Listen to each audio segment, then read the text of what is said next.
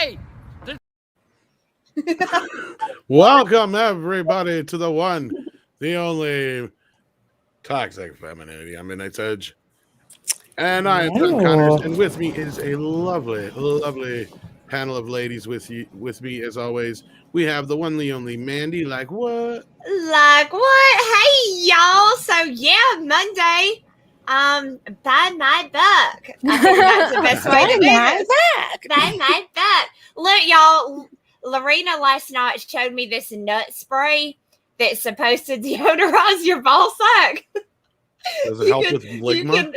You can ask her for more questions. In my defense, okay, I was looking on Amazon for that thing you use to debone a fish.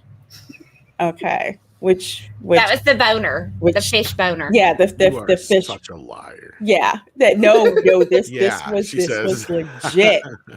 This is legit, and I put it in Amazon to look for it because I'm like, hey, this is great. I don't have to, fillet my own fish. I could use this thing, picks out the fish bone and all that. I'm good.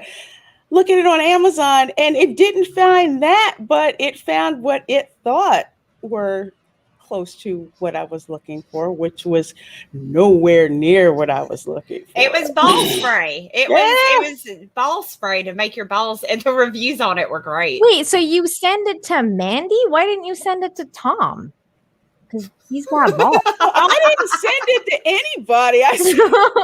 Well, no, I take she that would back. Probably send it to me and be like, "Oh shit, he's gonna get the wrong idea." Yeah, I'm telling him he's got stinky nuts. Yeah, you got to be careful with guys. You can't just send it to them because then it's kind of like you're telling them your nuts stink and you need to wash them, and nobody wants to hear that. But Mandy, I did send it to you because it did have two eyes on it. It did. You said, you like to get the spare little peel off eyes. Was it the little squiggly eyes? It was googly eyes. The nuts had googly eyes, so it made it better for me. I wasn't as intimidated by them. The little package had like two eyes on it. Did you have to say package? I did. I did. Hey, I didn't come looking for it. It came looking for me. Thank you, Amazon. Wow. What are they trying to suggest for you? That's so weird. That Lorena's balls are stinky. Or she's come in contact with stinky balls. It's because earlier we were going booty, booty, booty, booty. That's true. Lord we found booty shorts for women. But yeah, I have no idea. I guess it said, fish boner. Guess what? Look at this stuff instead. That fish has a boner. Why do I want to see this now? Because of the googly eyes. I'm so curious. Do you have a picture handy? It was Happy Nuts. Don't say handy. It's the name of the product. I know. I'm not going back and looking for that. No. I was happy with that pun. Nope. Damn. That was like finding out what hentai was, and I said, nope, never going back to that. Nope. I don't believe you. And also with us tonight, we have Nina Infinity. How you doing? Hey, what's going on? I'm good. It's going to be an interesting topic tonight. I am happy to be here with you ladies and Tom. And it's going to be good. It's going to be a good show. I'm happy. Lie. It's Monday night. I love Toxic Femme. Let's do this. You don't have to tell the truth. We understand. Am I really that bad at it? No. Whew. No, it's fine. You give it just as good as performance as Oscar-winning Puppy does. Aww. Yay. Fudge. He's such a cutie. Look I at love him. it. Yes. I love it. It's so cute. And last but not least, of course, the one, the only Miss Lorena Creel. How you doing? Spicing up the show for us as always. Oh, thank you. I am so glad here to be with you ladies and to be here with you, Tom, and to be here with all of you in the chat because I have had a crazy day in corporate America, smacking heads and making people cry. So I'm glad to be here with you guys to just kick back. Oh, were you like Darth Vader technician today? Remember when you shared that Darth Vader thing? Oh, yeah. Yeah. Oh, yeah. I love that. I'm just like, I'm going to have to force choke someone today. Yeah. Don't threaten us with your sorceress ways, Miss Creel. You start choking a bitch. Mm-hmm. Yeah. Mm-hmm. That's what you got to do. Yeah. You're like, who else wants some? And then like, Yeah, you gotta chill right the you gotta fuck make out. sure No, they sorry. know your dominance. Yeah. Show your Right. dominance Oh, by choking a bitch. Don't underestimate the power of the dark side. Why'd they make him do that Stealing my goofy ass lunch. spin though? Do y'all know what I'm talking about? That goofy where he does the jump and the little like spiral spin. Palpatine does. It looks Oh, really dumb. Oh yeah. Like the corkscrew thingy. Yeah, like the corkscrew spin. Why is he doing that? He looked ridiculous. That When? was kind of funny. Oh God, which one was it? Oh God, Like a crouching tiger, hidden dragon kind of something. I can't think of which one it was in. God, It's remember from that. that's from Revenge of the Sith. Revenge of the Sith. There Was you go. it? Oh, okay. Yeah. He does You're a under really cool arrest. corkscrew. No, you're under arrest. Oh, when he's like attacking Yoda, right? Oh, yeah, I remember that. Okay, yeah. I thought for a second it was something like new from like the Rise of Rapatine or whatever. Like Yeah. I would have watched that. Like I would have Speaking of known. Star Wars, I think that's a perfect segue into, gosh, probably one of the biggest news stories to drop in our community in I don't know how long. But arguably the mother of Star Wars herself decided, I've had enough of this shit. And actually, this was from a while ago, so Lord knows how much more shit she's had enough with since then. Yeah. But we're going to get into that. Mm-hmm. She called Miss Kathy to task, ladies and gentlemen. She nuked that heifer from orbit. Oh, She did. She did. like, She bitch, did. you know my name, you know my number. Why didn't you call me? Now you can, and you on my shit list. You fucked with my children. You fucked with my kids. Yeah, Okay. she was like, bitch, please. Mm-hmm. Don't fuck with my children. No. She will cut a bitch. Slice. So we're going to talk about that, and we also have that. Gosh, remember Kelly Sue DeConnick? Anybody remember her? Nobody Kelly remembers. No. Sue. Bye, my book. No. No, Yeah. If you no. don't like my politics, don't buy my book. Well, sadly, she's out there going, I don't know why people aren't buying my book.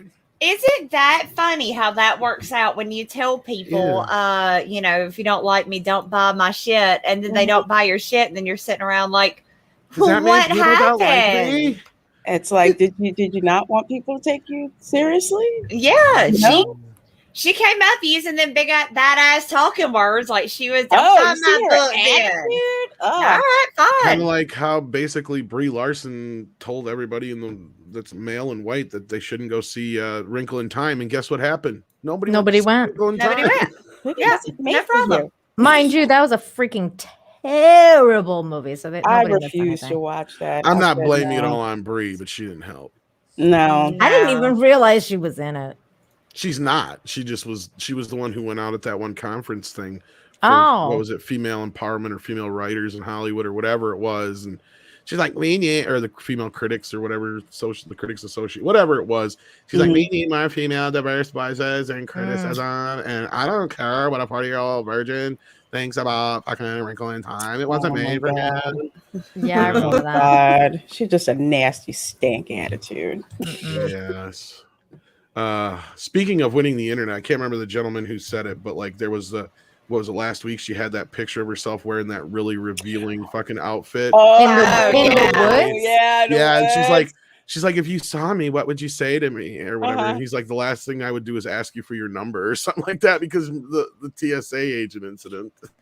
I said I would call the fashion police because what the hell was she wearing? That was bad. But we're not here to pick It on was her. horrible. No, Well, no. but it's always a good time to Aw, be It I is. was One thing we I are was here to having do fun picking on her. Okay, no. Is got we're here to sell stupid. Mandy's book for one thing. Yes. Dark King is Yeah, helping out with that. Mandy's Buy her Buy book. my Yeah. book. I bought it too. I can't wait to get it. Yeah, because you know, guys, if y'all don't like my politics, still buy my book. I don't add politics into my shit because people don't like that. So buy my book for escapism, Yes. not to be preached or woman-splained to. exactly. The only ticks that she wants in her life are one she's picking off you in the forest while you're getting busy. No, I'm just kidding. Oh my! Wow. Don't you know that country song? The excuse to go check each other for ticks or whatever. I can't remember the name of it. It's ticks, I but like, don't listen to country music, yeah, but it's an older. It's like 10 years, 20 years old. I believe it. No, No, I I don't About know the checking for tick song. ticks. I know that one. checking That's for ticks. like I know, you and me, baby, ain't nothing but memos. No, let's that's do the it. drum game. That is not totally my different element. thing. I know It's the like queen this of the guy's trailer smooth park. game. It's like this Queen of my guy's double wide. smooth. Yeah, it's this guy's smooth game to get with this chick. They're gonna go check for ticks or whatever. It's like, yeah. Queen of your devil wad? What? What? Double wide. I have. She's the queen of my double wide. It's How the it's a heck did country y'all- song. Oh, okay, the fact that I knew that. Y'all didn't know that. Okay, well, Dark King has another one here. Says for Tom, Mandy 8 quote. Oh, he wants me to play this. See, I didn't have it quite ready. There's a visual. What? Yes, sir. Yeah. What is this? Visual. What? I fucking knew it! Oh! That's what we're calling it now. Okay. All right. I can dig it. Oh my And then I gosh, think I Mr. love Tickle that. Trunk is next, I believe. Mr. Tickle Trunk for $2 Canadian. Thank you so very much, my dear. Tonight on Toxic Femmes, legit fish boners. What? Are you okay, Mandy? Is something attacking My you down there? fucking chair, the arm of my chair is stuck up I underneath thought maybe the she had little a critter drawer. on her leg. No, That's what I the thought too. No, it's stuck on the drawer, and every time I try to slide out, it won't. My chair's stuck. Okay. It won't. Okay. It won't move. Okay. I figured Slide your out. possum was back Hey-o. and he was like having some fun with your leg or something. And you're just like, knock it off. No, I'm stuck in this chair. So now it looks like I'm humping, don't it? It And then- does. Yeah, it does. It totally It looks looks like like you were something. humping. Legit. was humping trying you. something. Okay, I'm just gonna have to sit right here. Lord have mercy. But I believe Mr. Tickle Trunk wants a Skeletor what? That's why he's got the little skull. Oh, What? okay. Oh, yeah. I was like, what? Keep that thing away from me. I love What? Skeletor. What? I love Skeletor. Let's Then see. we got Did we get, Valiant Renegade. I think we did might get have. Christine the Killer Card. No, No, I we didn't think we get jumped that Christine. one. Yeah, we Yeah. did jump that one. Go ahead and read that one. Okay, Christine the Killer Car, thank you so much for the $5. Says, hey ladies, just wanted to pop in and say hello. I have to go to work and keep myself from throat punching my coworkers. See, I Good understand. luck. I Sounds like- understand. Sounds like Lorena can relate to what you're Yeah. going through. You don't do But it all the Mm. time, but you know, you just gotta make an example, and everyone falls. down. Yeah. But Christine, thank you so much for being here tonight, and Mhm. yeah, just Yes. hanging out. Good to see you. And we got a couple more in between there that jumped on me, so we can go ahead and keep going. I think that was it. Valiant's Oh, that was next. it? Yeah, Oh, Valiant. Oh, Valiant is next. Yes, Mhm. you're right. Yeah. Yeah. Go who wants for to it, read that Mandy. one? Oh, okay. Mandy's turn. Valiant Renegade for $19.99. Well, thank you so much, Love Bug. Hello, ladies and dear friends. Have a wonderful show. Happy 6K, Mandy. Thank you. Much love, and sorry I missed your celebration yesterday. Onward to 10K and buy my book. Oh, and Tom's here. Hey, Valiant. Oh, big Aw. hugs. Speaking of which, I'm also really sorry that I missed it. I had another me stream too. going on. That's okay. Love That's you, okay. Mandy. Y'all know how I Congratulations. planned It's a shit. I blast. planned it like 10 minutes before it happened. So, Just And popped normally up I there. make an appearance, but I'm so sorry I wasn't able to. But, I didn't give nobody any heads up. That's how I roll. I That's how totally I do tried shit. to. Like, I went and then it was over when I went. I was like, Yeah. no. She It just happens. dropped it in a DM. Hey, if you can make it, I'm like, okay, I got another stream. It's Mandy, so you know I gotta go. and by the way, Naked Fame is pointing out here. You were looking for the Wonder Boner. The Yes, Wonder Boner. that is That's the what Wonder it Yes, was. Boner. that's what it was called. See? Seriously? It's That's actually what it's called called. That is Go look what up. it is There's an actual called. The- commercial for it and everything. Yes. Yeah, The Wonder it's Boner. the Wonder Boner. Yeah, It's But the it took Wonder us to Boner. Happy Nuts. Yeah. We got Happy Nuts from that. Happy Nuts. Is it peanut butter flavored? I don't know what the scent is, wow. but it's supposed to make them smell really good and be Yeah. enticing. I guess it smells like pine forest. I don't know. I'm just guessing. My Who goodness. wants nuts that smell like a fucking cab? What if you're hanging them outside of your pants and you just leave them hanging out there? You might want them to smell good. You don't want to smell like ass. Anyway. Yeah, if you don't live in Florida, you may not have that problem. But if you're living in the South and you get sweaty balls, yeah. Swamp ass is not a good thing. Swamp ass is not sexy. No. It's not sexy. It's not. I'm getting a tornado warning. I was about to say who's getting a weather warning because I know that. I know that noise. Yeah, I know that sound. Mm-hmm. Oh, I don't know that sound. Go hide in your bathtub and put a mattress over your head. I don't know that sound because in Mexico we don't get sounds. You don't get sound. We have sirens and shit. It's like Silent Hill. I crawl in the bathtub. I put a mattress over my head and I cry myself to sleep. That's the saddest thing I've ever heard. That's how I get the voices to shut up. Do you have a bottle of vodka that you sit beside you that you just chug out of? No, I'm just kidding. What the fuck? This went dark real fast. Why does that sound like a horror movie? Tom's writing a horror movie right here. Let's see. We have Stephen Otten for $5. Thank you so very much. Hail, Mandy, Nina, Lorena, Tom, Wrenches, and chat. Only took 2 minutes before someone said ball spray. Got to be a record. It don't take long on this show. It doesn't. No, especially Please when Mandy. take your children out of the room before listening to Toxic Femininity. Yeah. Well, I said like in the chat, I was like, flick that like button like you're flicking your bean. Yeah, that's how you got to do it. That's how you got to do it. Gently at first. I'm not going to do it. I was going to. I'm not going to. I'm going to stop here. We'll stop here. Tom didn't highlight me. I know why. What I do, I missed it. No, moving on. Okay, that is you, Nina. Naked Fame. Thank you so much for the $5. Says, hello, ladies. Hail chat. Oh, hi, Tom. Mandy's Wonder Boner. Congrats on 6K, Mandy. Twisted my knee at work. Oh no. Ortho on Wednesday, but I get to be here. That sucks. I'm so sorry. Well, we'll get a Wonder Boner in your memory of your twisted. Yeah, I'll get a Wonder Boner later when I think about it. Oh God. We'll get him in honor of Naked Fame's knee. Mm-hmm. Okay. I'm getting a clue. I'm getting a major I'll get a Wonder clue. Boner, that way I have a reason to go fishing. Wait, what? Exactly. True. What? And you can take that and run with it and have all kinds of double entendres. Oh my God. I mean, Okay. There's just all kinds of places you could go with that. Weird. There. What? Who's next? Mandy is next. All right, the Physics Channel with Kenny Lee for $5. Hey, Lovebug, thank you so much. Hi, ladies. Enjoyed the stream yesterday, Mandy. I emailed you my info for the comic I won. Yay! Yes, I got you all wrote down. So I'm going to get that ready, packaged up, and get it sent out. I even ship you guys' freebies in Gemini's because I know what's up. So, Hey! I keep seeing me more. Hey! Oh, God. hey! She looks like one of my aunties. That's what Cartman Bingo used to say too. friends. Like, you get your bitch ass back in the kitchen. Those Those little old ladies at Bingo are fucking vicious. They are. They yeah, got they like are. 30 Do of not- them. Do not get in their space. Oh, no. Their little good luck charms. Mm-mm. Yeah, Oh, yeah, they're vicious. that shit's crazy. Yeah.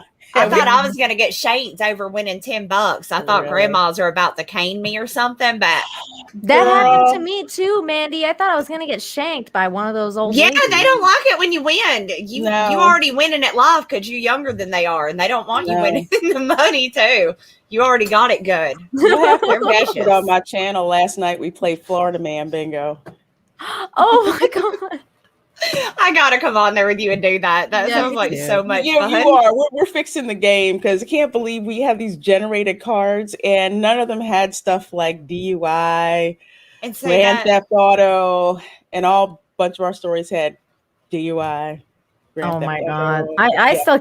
still can't forget ever that site that you sent me where it was like you had to decide if the person what crime they committed, and you have to the time match waster. you have to match the crime to the picture. Oh man, I got to do a stream with that again because that was too freaking That was fun. so fun.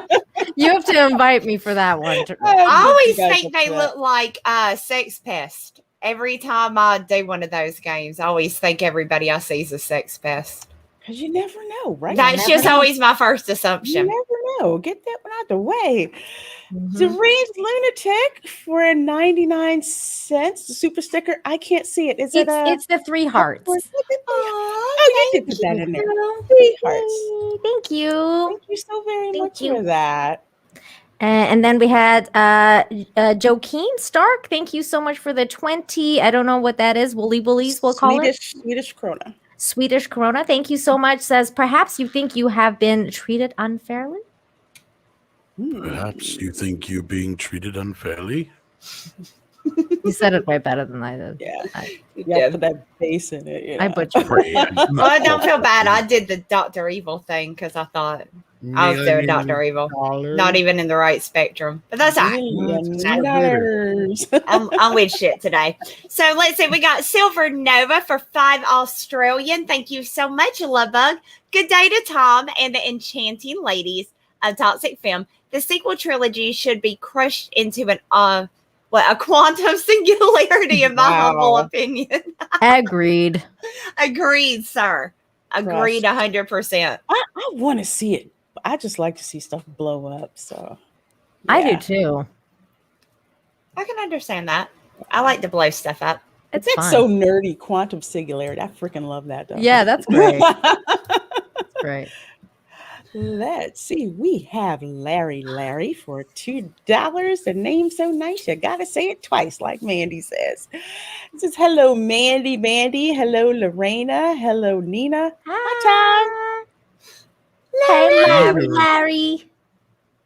We big love hugs, Lovebug. Yes. Welcome to the show. Yes. And then we have Infinite Wanderer. Thank you so much for the $5. Says, Tom, hi. In your most snooty intellectual voice or your Skeletor voice, say, you will find that I'm incapable of giving a damn. You will find I'm incapable of giving a damn. Yay! I freaking love Skeletor. That's great. That's good Have stuff. y'all seen that Skeletor and Beastman song where they're talking about doing each other? Oh my god! Oh, it's fun. Whatever, yeah. It's funny as hell. It made me feel awkward. The stuff. Oh god! I have not seen that. Y'all can thank John Malin for that. He plays it on his channel. That's a big thing over there. Oh, it's interesting. It's interesting. Oh Lord, I'm so scared. Hey, what? Did we miss Silver Nova's one that I had up here? We got it. No, we got Silver Nova. That was the one that you had to say the. Oh no, wait, that's Quantum Singularity. That was one after. Yeah, As long as we got it, I just want to make sure. Yeah, we got that one. Now Okay. we're on Wyatt. Okay, Lorena. All right, so we have Wyatt Holiday for $4.99. Thank you so much, Wyatt. Some love for my favorite toxic ladies and Tom. Wonder Boner was hilarious last night at Mandy's, and Lorena had a great discovery. Yes, she did. Wonder boner. Then Matthew Sturgis, thank you so much for the $19.99. Says, I've heard that ladies multitask better than dudes. I have faith that you fantastic ladies can crap on Brie and promote Mandy's awesome book at the same time. We can. Well, thank you. We can. Absolutely. She dresses like trash. Buy Mandy's book. Her toenails look like shit. Buy my book. Her toenails are a thing of a Dude, nightmare. she's got like Sacho Bob feet, man. She's got they ain't right. There's something They're going. like clown feet. They're like this freaking the big. toenails. Girl, the toenails. I'm glad I've never seen pictures of this chick's feet, although I they're will say they're messed I up. do like her hair color. I will give her that. No, there's something wrong with them. There's definitely something going on with those feet. She's got like Peggy Hill feet. She's like, it's like 16 and a half. Like, I'm like, dude, what the frig is going on? Okay, I'm not gonna say that. All right. And then Aiken, if I'm saying that right, Aiken sends in Sheba Dog with a headband on, doing karate stuff. Love the Thank you. I call that the Cobra Kai dog. Yeah, and then we got one more super sticker here, and then I think I'm gonna hop to the back so you ladies can get things underway. We got Larry with one more super sticker with heart googly-eyed face guy at you ladies. So Thank you. Thank you very much, Larry.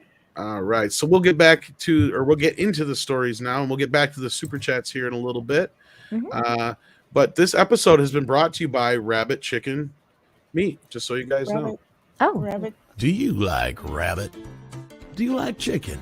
Have you ever wondered what it would be like to have both at the same time but can never find both at the same place? Well, Disney and Shang-Chi have taken care of that for you. That's right. You can get yourself Rabbit Chicken Meat, now available at every Walmart and Costco. What you waiting for? Move your feet and get some Rabbit Chicken Meat. It's good. what the frig, man? What the fuck was that? You know what? I'm watching that and I'm thinking, yeah, I could skin and fry that sucker. Oh my god! Oh my God! No. Yes. Skin that thing, drop it in some hot peanut oil. You wouldn't know the difference. Gross. You would not know the difference. No, that's called making sure you. I'm with Nina. I'm not eating. Nina, you and I'll just go get some ice cream or something. I'm down. I ain't messing with that chicken rabbit meat. She'd eat it. Oh, there's so many things she would eat. I'm not going to name them all. But I know one thing I would like to.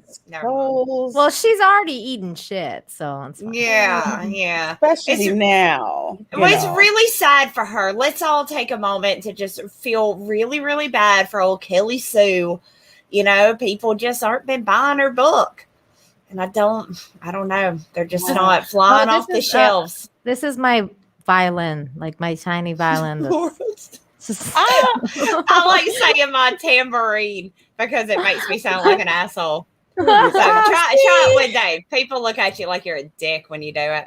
I have a little tambourine, the world's smallest violin, and a nanosecond of pity for this chick. Since apparently, I just remember seeing her clips like, if you don't like my politics, don't buy my book. Mm-hmm. And that's that same, just condescending freaking attitude. You would think that you would not want to unnecessarily piss off people who could buy your stuff. Yeah. That's what they do, though. That's what they do because they hate us. So, and they don't think we have any other option but to buy their books. Like, well, if you want to read them, you're going to have to buy our books. Ha ha, fuck you. No, we don't. Comicsgate, boy. Yeah. So, no. Yeah, we're not buying into it, even though they would love for us to. Look at that scowl. Look at those pegger eyes. Just look at her. Look at those eyes. Tell me it ain't shit dead behind them. It's like, I don't know if you saw that picture of the Met Gala of that one girl that was wearing like Peg the Patriarchy. Oh, and, God. like, Az posted that, and I was like, dude, she's got Peggin in her eyes. I can see Peggin in her eyes, too. You're right. I don't want to see that. Mm-hmm. She wants to get behind people. No, this woman is just I mean, she's done to comics kind of like what KK has done to Star Wars. She's the ringleader of the feminist movement within comics. This is her. What about the other one though? The Marcia, that she's not. I'm not Starfire. Not Starfire. No, too. Her too. But I was thinking more like the fat one. I forget the one that's Cecil. Which one? Gail Simone? Yeah, Gail Simone. She's one of them too. She's one of them too. They're all in that little feminist group. It's these women that are absolutely 100% destroying comic books. That are these women that when you hear them make the statement, the milkshake girls, these are them. These are the milkshake girls of comics. They are the ones that are pushing all of this diversity narrative, pushing their just feminist, shit. That's what these women do. I mean, she's the writer of Captain Marvel, the new comics, and God. she's an editor. And yeah, this is her. This is the bitch, and you can tell what her personality is with the if you don't like my politics, don't buy my book. And now we have this where people aren't buying their books, which is not only that, it is also due to the really dicked up way this distribution is set up within comics. It makes it really, really, really hard for comic book stores to stay afloat when they are forced to buy in bulk and to buy all of these books that are not going to sell. And then they're stuck with them and they have to keep dropping the price. So now they're not making their money back on all these books they were forced to buy that just aren't selling. Even once they hit the 50 cent bin. These are the people that are ruining comic books. And now here she is whining and crying because people aren't buying comics. Well, you are the ones that destroyed the industry. So here we are. You reap what you sow. Yeah. And this is what cracks me up. It's just, I don't understand. Okay, granted, this is me being a capitalist here. I don't understand why you would want to piss off profit, piss off money, unless you have something else in mind instead of making money. Yeah, they don't care about the money, and because they're not actually the ones making it, right?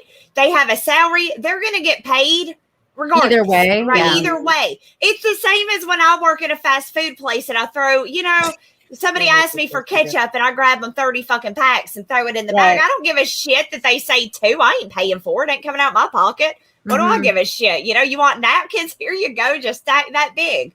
Wipe your ass with them for all I care. You got them now. So, and that's what they do. It's more about pushing their own belief system. It's a platform. It's all it is for them. It is a pedestal that they can stand up on and look at us. We're such good people. We're amazing. We're so diverse. Watch us fuck up your comic books. Oh, Superman's gay. Robin's gay. I mean, everybody's gay. I mean, don't get me wrong. I know that's DC, but still, these are the same. It's the same hive mind clique. Yeah. Yeah. It's the same hive They're all mind. like the two peas in a pod or whatever. It's just, they're all the same thing. It's really crazy because after that, like Anthony Mackie came out and said that whole thing about how it's not really about, like, I'm paraphrasing here. I don't really remember exactly the quote, but he said something like, it's not about profit anymore. It's about ideology. And like, that's what we're doing now in Disney, like, especially with regards to his show, the Falcon and the Woke Soldier, or whatever you want to call it.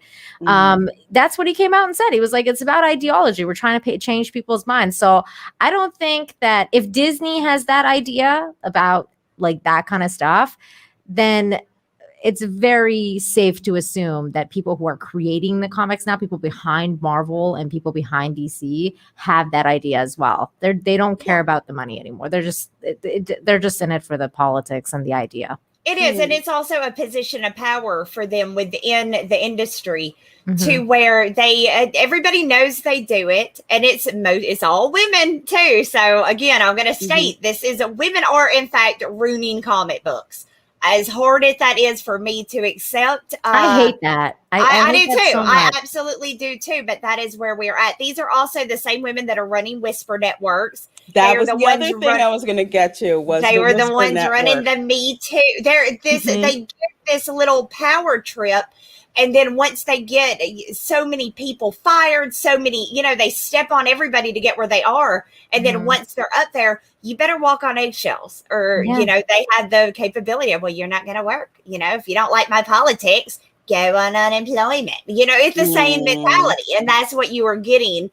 All the real true creatives in comic books are getting the fuck out because they cannot be creative anymore because you have to step on so many eggshells to get around it, especially if they are men. especially the men. That's the thing too, is that when you get, that one-off like comic book that's like not DC or Marvel, and it's like not Comicsgate, like, we got we got Mother of Madness from Emilia Clarke. Yeah. And it's about a chick, like about her freaking period. It's like, we can't even get like somebody who's, I don't know, a decent writer to come up with a decent story that's like not mainstream. And then like, they're like, yeah, we can. Here it is. It's freaking Mom. Like, yeah, no, I don't want to read that. No, the only way we're going to get good comics is through indie. I fully stand by that, because even the people that are working for smaller companies, smaller ones in DC, and like say they work for Boom or one of those, right? They work for smaller companies than the big two. They still they're still working within the industry, and they have a hope of going to Marvel, of going to DC. So they are going to do whatever the hell is going to get them noticed. And guess what? Not just writing good stories and not throwing any of this lecturing diversity, lecturing sexuality and stuff into it is not going to get them noticed by Marvel and DC. They're not going to get that. They have to do it. I mean, you've heard Cameron say that a lot of people in Hollywood are the same way, where they may not feel like that, they may not think like that, but that's what they have to show to get that leg up. With the same with artists and writers, and until everybody within the comic book, really not just comic books, until everybody who is a creative, who works creatively, says, fuck this, I'm going to do it myself, to where you're not under the thumb of somebody. This is the kind of shit we are going to constantly get, because it is nothing more than a look at me, look how good I am, don't you want to hire me, don't you want me? That's all we're going to get. So that's why I say Comicsgate, indie comics are the way, because none of us are being held down under anybody else. I can write whatever the hell I want to in my books, good or bad. I can put it in there because they're mine. I don't have a Kelly Seuss as my editor, just absolutely destroying everything I wrote and changing it into this woke shit with my name still on it. So, and that's what's happening here. Exactly. Because as a consumer, it's just like, and I've seen this for years, it's like my interest in like Marvel and DC is gone with respect to comics.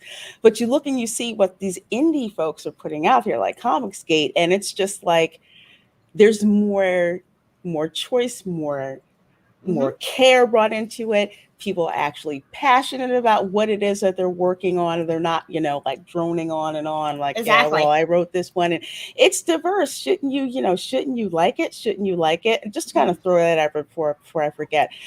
Yes, diversity is important, but the thing that's even most important is that there's stories and there's characters that make sense and that are complex and that people want to invest in, besides the fact of what they freaking look like or what's between their legs.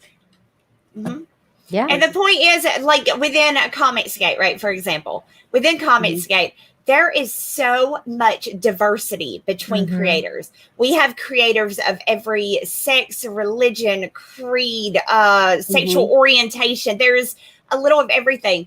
You go look at Marvel and DC. Look who's writing. Look who the artists are. They preach all of this diversity within their books, but it's still white people pretty much writing characters that they know nothing about, that they don't relate to, because they're not them. They don't live their life. And not just that, they don't know how to write for Black people. They just don't, because they're not. Because it's they're like, not. They don't. It's insane. They don't want to get in trouble. They don't want to get in trouble, and they don't want to get in trouble. They're just skating around this thing. Like, I was watching the new What If episode, and it was about Killmonger, and they just don't know how to write for Black characters. They just don't. They're scared to death. They're just walking on eggshells. They're like, we don't. They are. Yet they won't. They won't employ the Black writers to do it. You know what I mean? To do it right and do it properly and do it well and give it respect that it deserves. We don't get that. We get it, and that's what makes it so disgusting, is that they are preaching this whole. And nobody has ever said no. We don't want diversity, right? But what they do is they're not giving us diversity. They are giving us this really watered down. It's almost insulting to whatever the fuck they're writing, because they don't know what the hell they're doing. They're not good writers. They are only there because of nepotism or because they're following the right group or whatever. Virtue signaling their way to the top. So you're not going to get really or good other written things, you know. Well, what I'll say is it's not necessarily that they don't know how to write Black characters. They just don't know how to write in general, because that's a very, very broad ethnic group. And I usually take exception when some people do say that. It's like, we're not all the same. We're not all the same. No, of course not. But the issue is, it's like just being able to write, solid stories. And that's what we don't, that's what we don't see. But when I say that, I mean, it's like they're just so scared to make a Black man or woman flawed, like, so that they're so scared to write a flawed character within that, like, the racial profile, that they just completely ruin that character because they're just so scared. They don't want to be insultive, or they don't want to, like, just not do it properly or whatever, that they just end up shitting on the character because they just don't know what to do. Yeah, that's how I see it too. That's what happens when, like, your hands are, tied behind your back and you're being told to write, and you're like, well, I have no hands. How am I supposed to write this? That's it. It's the work is just going to suffer. And that's the discussion that I wanted to extrapolate, because if you get someone who just watches this and they hear that, it's like, I can hear what's, like, what do you mean? You can't. So that's why it's I totally understand. I totally understand. Absolutely. You're right. I mean, you're right. Yeah. But this lady, though. So this chick, okay, so after her and her ilk are talking, about don't buy, their particular books if you don't like their politics. Now they're lamenting the state of the comics industry. How interesting. So they had this interview with, who is it? That lady looks lovely, doesn't she? Just a lovely lady right there. Oh, I was about to say something. Does she have a tattoo that says "Be calm"? She has a tattoo that says "Be calm." Yeah. What the fuck? I'm sorry. Why is that? I mean, that seems like something you would put where you could read it to remind yourself, calm down. She can. Every time you look in the mirror, it's staring back at her. How often do you look in a mirror during the day? Like, when you're angry and you need to be calm. She's a narcissist. She's probably looking in the mirror like 24/7, probably. I'm sorry. If I'm getting a tattoo, I need something with some artwork on it, not just work. I guess to be calm. I mean, I can't say nothing because I got a stupid ass tramp stamp when I was just turned 18. So I can't say nothing about bad tattoos. What is it? A butterfly? Yeah, of course. Lame, most generic thought and fucking tattoo you could get. I was 18 and I was drunk. Girl, and I got it. What? That's that's happened to lots of people. I was drunk. I went to a tattoo party. I woke up and I had this tattoo that I don't freaking remember. But anyway, so through this interview, so basically DeConnick answered here, boy, that's hard because from our perspective, the industry has contracted, and we're very worried about comics right now. You should be. You should be. Yeah, you should be. It's interesting how they just say contracted instead of just straight up losing money. They don't want to notice the wordsmithing here. Yeah. So she continues. So it's always interesting to me that the outside perspective is always comics are booming. No, they're not. They're not. Manga's booming. But not American comics. Comics are not booming. There's only about 3 that I ever even hear anybody talking about anymore that are like new ones. Like, I've heard everybody bragging on King Spawn. I even bought it and did a video on it because it was. I've never heard of it. What's it called? Oh, it's fantastic. It's King Spawn, but it's just Spawn. Okay. Spawn. Yeah. Okay. Yeah, it is absolutely fan-freaking-tastic. I absolutely loved it. Nice. So, but most of the new comic books that come out are trash. And y'all know I'm a huge fan of like Spider-Gwen.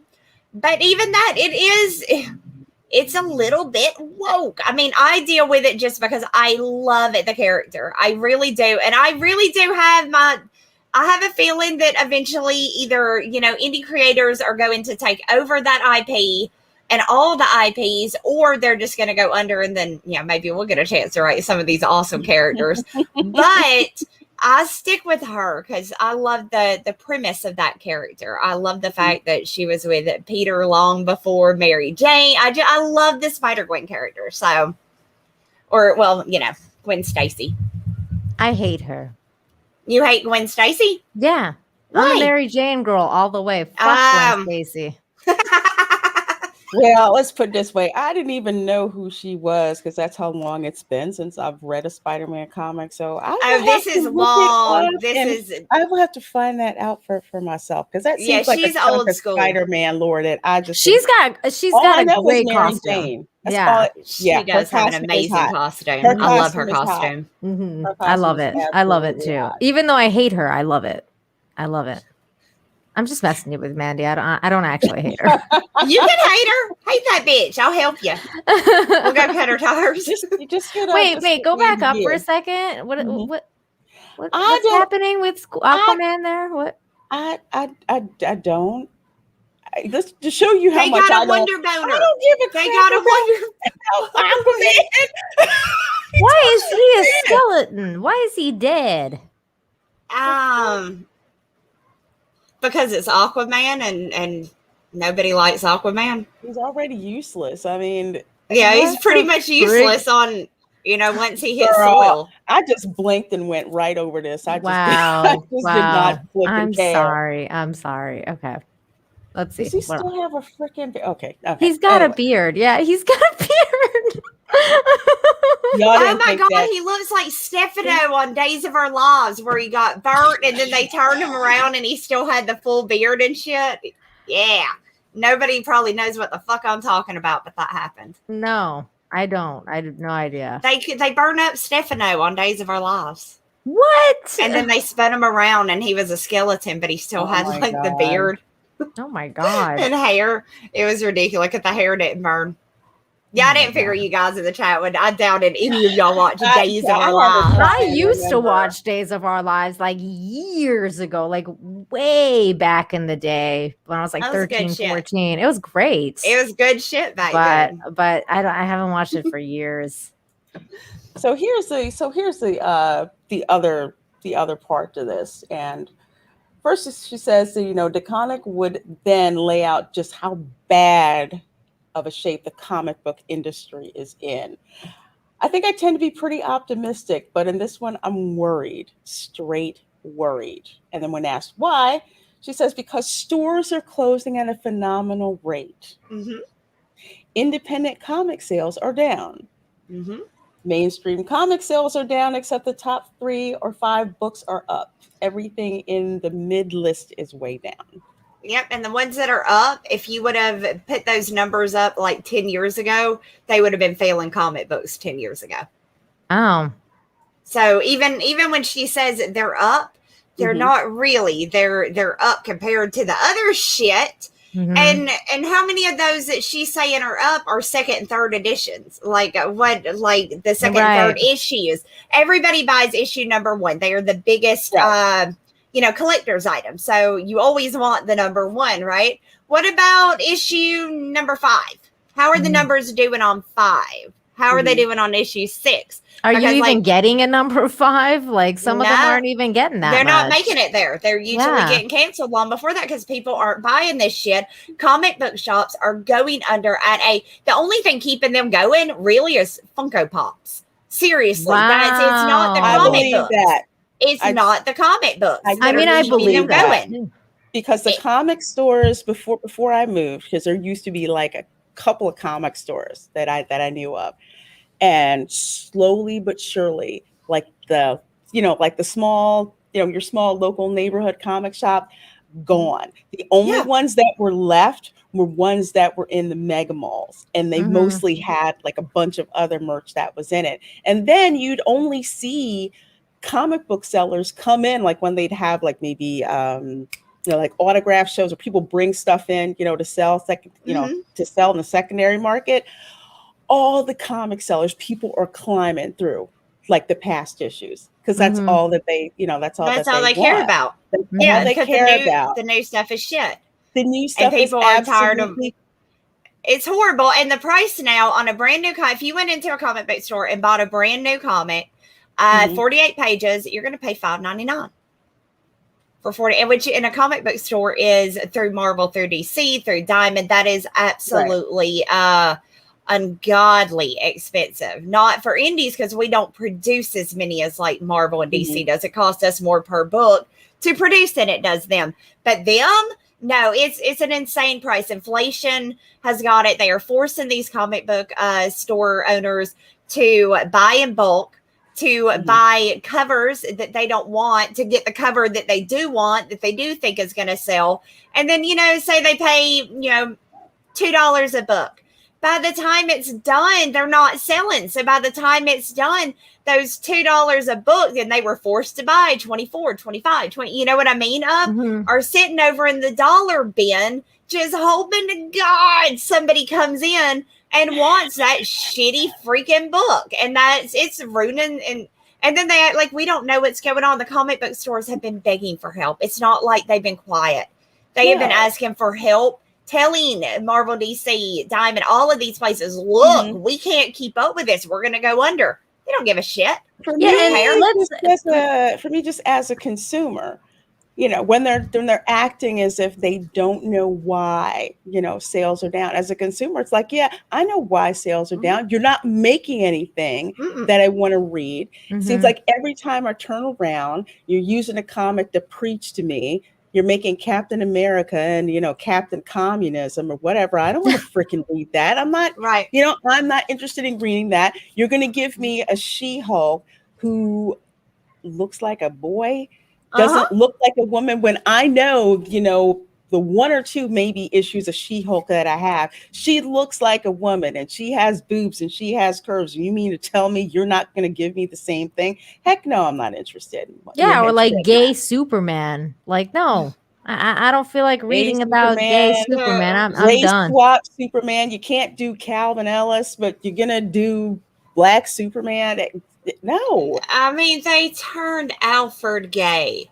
Not that anybody gives a shit, but I think that states the bigger point is nobody gave a fuck about Alfred. I don't think Alfred has this big following that they think Alfred has. All right, guys in the chat, are any of y'all, is anybody here ever bought a Batman comic because they were interested in Alfred? Well, did we ever care who Alfred is banging? No. Like, I don't think anyone gave a shit. We cared that Alfred was doing his job, which was taking care of Bruce Wayne. That's exactly. That's we freaking cared about. I really didn't care who he was banging in his private time. If he was, then give me a reason why I should care that Alfred is doing that. And also I would like to make a side point as well, because I think that it should be noted that this was happening before the coup hit. So mind you, we have to understand, like, we live in a very difficult time right now. So like saying that comic book stores are suffering, yes, they're suffering, and they're also suffering. So are many other businesses. They're suffering because of the coup, because of the lockdowns and all that stuff. Right. But before that occurred in 2020, comic book sales were down. They were suffering. They've been suffering for a while. Down. Yeah, this is not because of the pandemic. That is not what is causing this. This is the cause of piss poor management, of bad employees, of people like Kelly Sue, people like what's her name, the chubby one, people like them. What is Gail Simone. There you go. That's who. That is the problem. It's bad writing, and honestly, Japan's killing us. Theirs is good. Their shit is good. That is the difference. It's better. It kills me to say that. I am an American, and it absolutely kills me to say that. And I have turned from manga for so long, like I'm just not going to mess with it.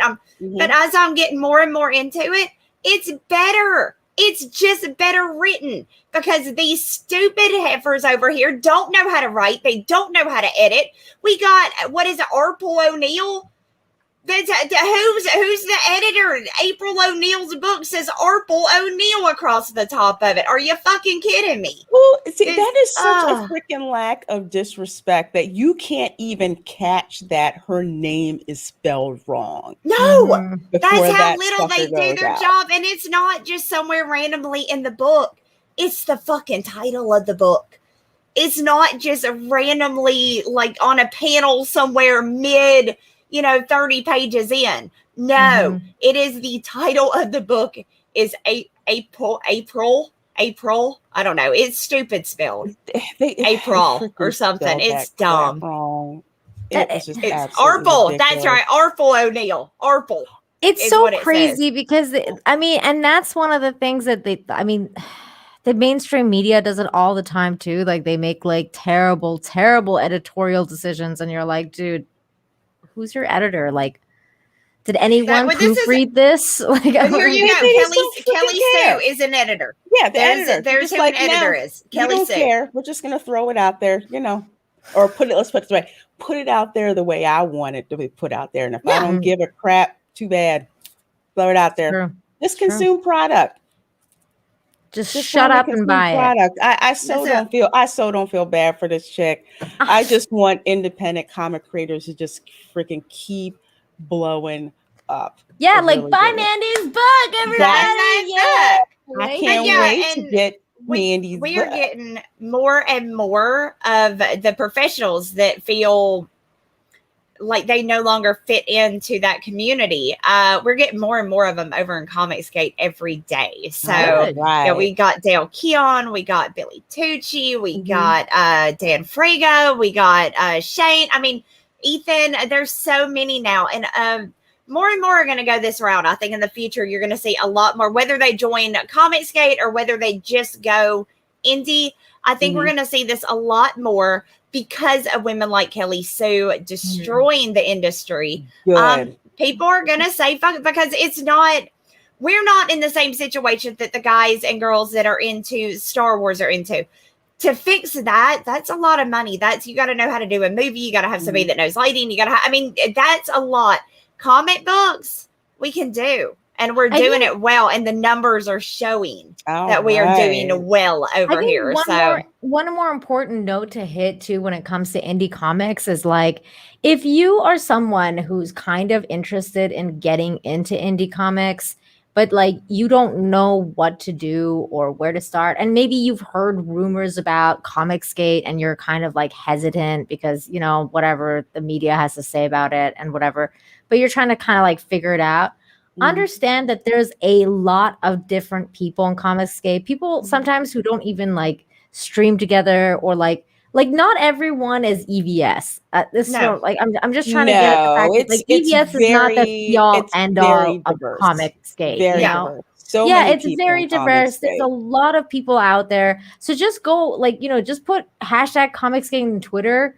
And just go see how many different people are putting out their books, or like, just go and look at like Indiegogo and like go to their comic section and just scroll down and see how many different kinds of books there are and how many different kinds of varieties of art or whatever. Don't care about the artist. Like, don't even care who it is that's writing it. Just look at the art and then like pick the book you want to read. Yeah. And take your cues from there. Lots of helpful freaking folks in comics. Oh yeah, absolutely. And absolutely. You folks always helping us out with these amazing super chats. So we're gonna hit these before we get to our next topic. And we have another guest popping in, but you all know who he is. So we have Larry for $1.99, and it is a red heart. Thank you, sweetheart. Appreciate that so very much. And then we have Christian Carlejo. Thank you so much for the $5. Says, any of you seen the CGI He-Man? Bringing it, I can confirm it avoids wokeness. Focuses on Adam as a positive male lead, and magic is an important component. I have not seen it. I haven't seen it yet. I've heard about it, and I've heard it's not too bad. So I may actually sit down and check it out. Perfect. I haven't watched it yet, and I have yet to be convinced that it's Masters of the Universe and not Power Rangers. Wow. There's they took all the sword and sorcery out of it. It's all sci-fi and magic now, from what I saw. And you got Ram Ma'am. I'm sorry. I was gonna say, I did hear about Ram Ma'am. If it's good enough, I'll overlook that. But yeah, okay. I'll give it a shot, but at this point, I'm still not. I'm not convinced in the least. Well, Christian Corlejo seems to think it's pretty good, so yeah, give it a shot, you guys. Well, yeah, take a shot. I'm going to take a look and watch it and see. It's got to be it's got to be better than that freaking Kevin Smith abomination. Probably. Okay, maybe you're up next, then, baby. Oh. Go ahead. Yeah, we got a new member, you guys. We got the new number 2. Welcome to Midnight's Edge of Lubbock. Thank you so much for joining the channel. Can you read the next one too? The next one, yeah. Okay. Let me get the next one. Latino Slant. Hey, Polly, how are you? Lubbock for $4.99. Mandy, ooh la la. Well, let me think. Buenas noches. Buenas noches. Buenas noches, amor. Mi amor. You said it. I learned Spanish a little bit. Good. I took it in high school, but our Spanish teacher was Fozzie. Like Bear? What? No, it was Fuzzy? No, it was Fozzie. It was a tape back in the day that was supposed to teach kids different languages, and it was a monster named Fozzie or Fuzzy. Fuzzy or Fozzie. You and said it was like Fozzie, and I thought Fozzie Bear. I'm like, I wish Fozzie Bear would have taught me Spanish, then I'd probably know it better. We didn't have it, so we're too redneck to have somebody that could actually speak Spanish as a teacher. Oh my God. So we got a tape. I'm sorry, I'm having Putnam County flashbacks. I know exactly what you're talking about. Yep. Christian Corlejo for $2. Thank you so very much. Are there rabbit, chicken, eggs, as well as meat? I'm going to say yes. You get a twofer. I'm going to say yes. All right. Rabbit, chicken, egg salad, sandwiches are to die for. Oh, God. I'm just not okay with anything that's happening right now. I'm not either, Mandy. I'm kind of. No. That's just no. I will be on Rabbit Chicken Meat Island by myself. You and Tom can go. Yeah, me and Nina. We're gonna go get like ice cream and good stuff. Down. Yeah. So down with what Mandy's saying right now. Yeah, we're just gonna get ice cream and cake. We got Darwin James WR. Thank you so much for the $1.99 super sticker of a Shiba Inu dog with a smile on his face, tilting his head. Thank you so much. Thank you, love that. Thank you. Let's see. Athala for $5. If I said your name wrong, I apologize. What? Am I saying it wrong? No. Oh, I did it right? At the super chat. Go ahead. Oh, okay. For $5, thank you so much. George's ex gonna give it to you. What? Fuck waiting for you to get it on your own. His ex gonna deliver it to you. Do that DMX, man. George's ex is gonna give it to you. What? Y'all gonna make me act a fool. Up in here. It looks like I came at the right moment. Everyone's really excited and happy. Yeah. Oh, yeah, we're just doing some DMX lyrics. Oh, okay. My God! I've got to say, I've been going back into some Nicki Minaj lyrics recently. And, I have to say, she's a craftsman. She knows how to. She knows how to. She's no Little Kim, but not that many are. So she's pretty good. And she's almost there with Taylor Swift. Almost. We're getting close. Almost. She's getting there. All right. Yeah. Okay. Seriously, Kamran? Yeah, he loves Taylor Swift fan. Is this he loves Taylor Swift? Yeah. Oh my God! Is there another dimension you don't know this? I knew, but I just don't even think that they're even on the same planet in terms of the kind of music they sing. Because Taylor Swift is like pop, and Nicki Minaj is like gangsta rap. It's not they both understand the power of words. They're both lyricists. Okay, all right. Nicki is not gangster. Oh no, please don't. Yeah, she's not okay. She's not gangster rap. Nicki's a princess. That girl covers herself in pink. I love her. Little Kim is gangster. Little Kim's gangster as hell. Yeah, she'll cut you. Yeah, so. she. What about Cardi B? Where does she fit in? Oh, Cardi B cuts you quick too.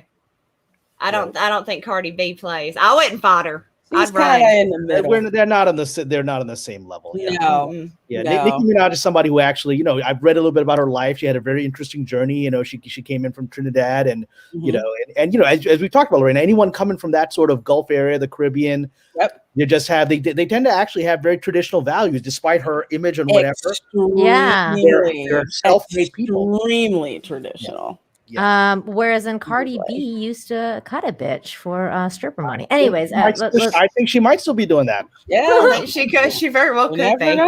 You never know. Let's see, Nina, you're on Naked Fame. Wait. Sorry, let me see. Sorry, was it Mandy? Right? Okay, so is it me?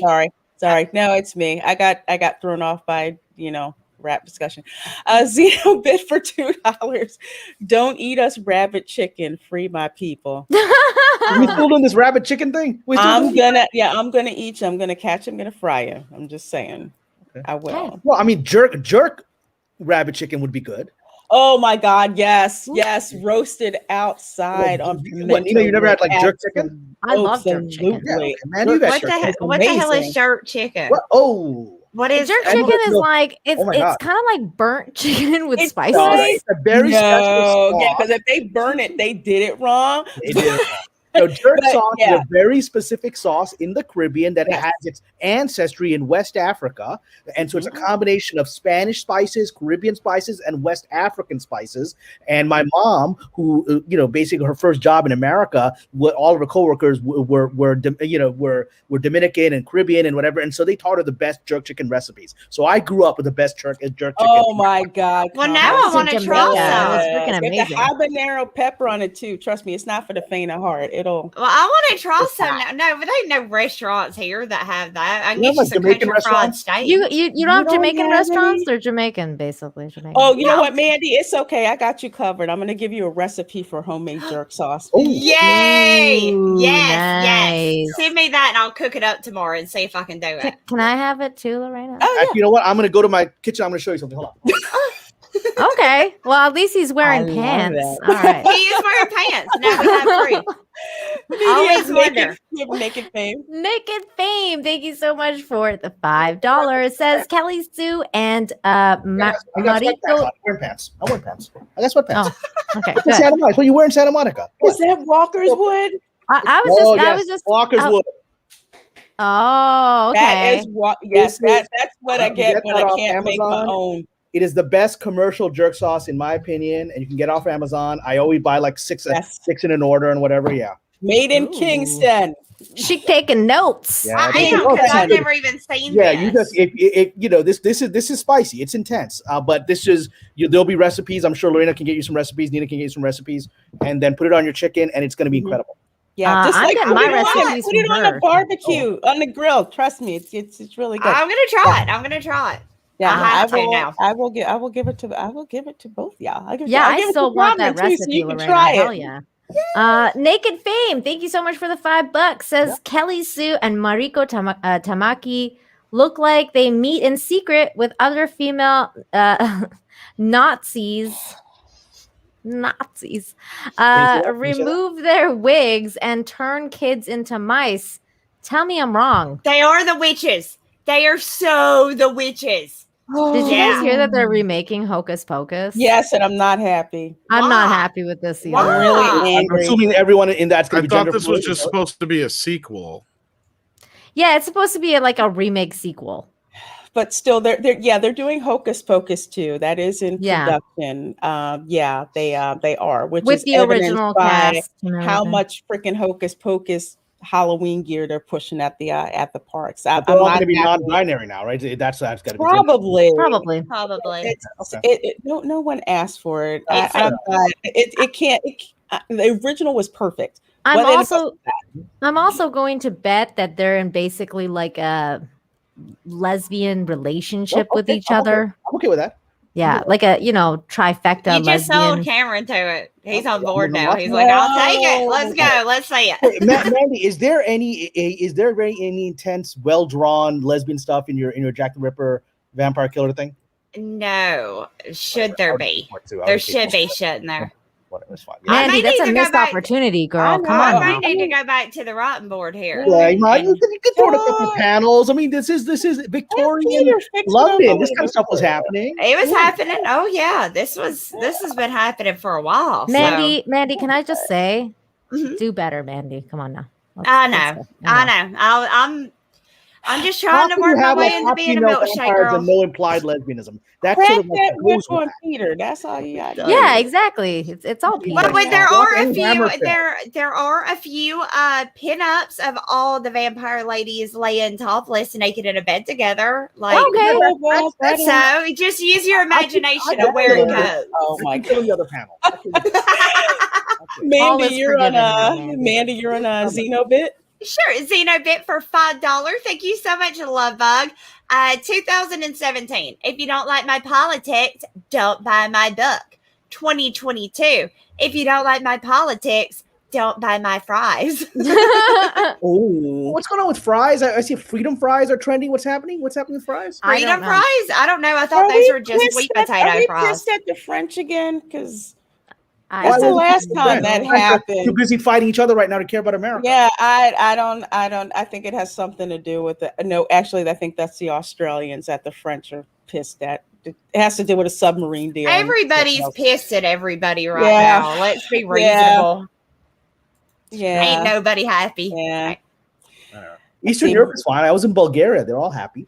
They look beautiful. Eastern Europe is great. So jealous. Yeah. That's where I need to Eastern go. Europe is a bastion of freedom now, while the rest of the planet is like communist. Isn't it great? It's like That's top bizarre. dirty land now. Oh my Right? gosh. That's Totally bizarre. weird. Oh, Merlin's id for $2. Thank you so very much, my dear. Had fun on last night's stream. How Pete's not mad. For Mandy's 6K stream. Oh my god. Pete tolerates my aggravating him. He's just gotten used to it. He knows I'm not serious. I just aggravate the shit out of him. Believe me, he won't do it on a live stream, but he gets me back just as much as I do to him. He just waits until we're alone before he does it. He gets me back. Don't you worry. Well, I missed. I tuned in right. I mean, literally, I came on up on my screen because I was doing something with our friend Doomcock, and then it came up on my screen. Oh, Mandy's doing a 6K, so I was like, let me switch over there. And by the time I switched over, it already finished. It was like a 3-hour thing. That's Well, what that's happened okay. to me too, Kamran. That happened to everybody. I do weird times, and I never let anybody know that I'm doing it because I'm not a planner. God damn it, Mandy. I'm spontaneous. Boom. Yeah, I'm spontaneous. I'm not a big planner because I always have to cancel shit. I'm never on time, so I try not to like set times for anything. Just around. I'm like the cable guy. I'll give you an around sometime. So basically, sometime you're on afternoon. Muslim Standard Time, basically. Pretty much. Yes. Yes. It's Muslim It's sort of Standard like Time. that. You know, in the general. Okay, I'm of that- sorry. of I that- thought it was Black Standard Time, Jamaican Daylight Time. It's like Mexicans too. They have a word for that. Ahorita. It means at some point, whenever, someday, maybe. Those are all cultures that basically Could be an hour from now. Could be a day from now. You don't know. It's, whenever kind of. Well, look, we had this in America. We had this anal retentive culture of punch the clock and on time. What does it led us to? 2021 sucks. Oh yeah. And I'm going to these like poor countries, like where you are, Nina. They're all happy and normal, and they don't care about time either. So yeah. No, I mean, especially in Cancun. I mean, we got like tropical time over here. Nobody cares about anything. No, nobody cares about anything when it's hot. No, that's true. The heat will totally zap your knee to be on time. Really. Yeah. Let's see. Then you got Xenobit. You got more. I have to scroll up. Okay. Is Xenobit $2 for $2? It should be 7:40 p.m. your time. Okay. Is it the don't eat us rabbit chicken feet? No, we already read that one. Tom walks on eggshells. Oh, okay. Oh my god, I'm sorry. That's it. you're good. Why don't you read it and then I'll catch up. Let's see. I'll read it. Okay, so Xenobit for $2. Thank you. Tom walks on eggshells with steel-toed boots. Oh god. Wow. I still can't find it. That does fit. You fed up for stories like this. I don't get it. Okay. This is going way over my head right now. Abe Lincoln, you fed up for stories like. Yeah, I don't know what that one is. I'm gonna need some.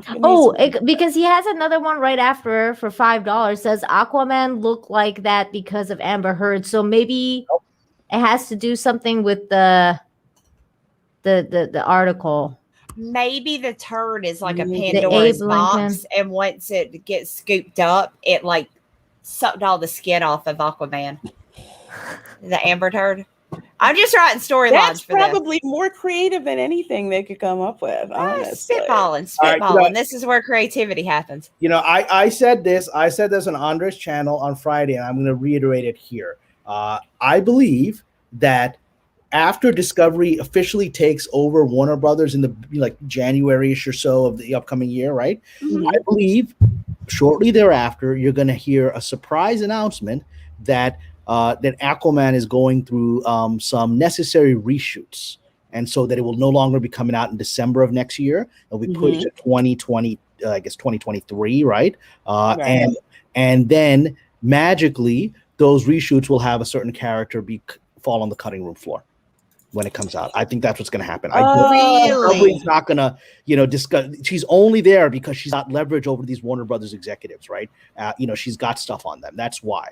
And Discovery's going to come in, and Discovery's a total customer-oriented thing. They know this is a PR disaster. And they will not stand for it. In my view, I could be wrong, but I think I'm right. I think she's going to be cut out.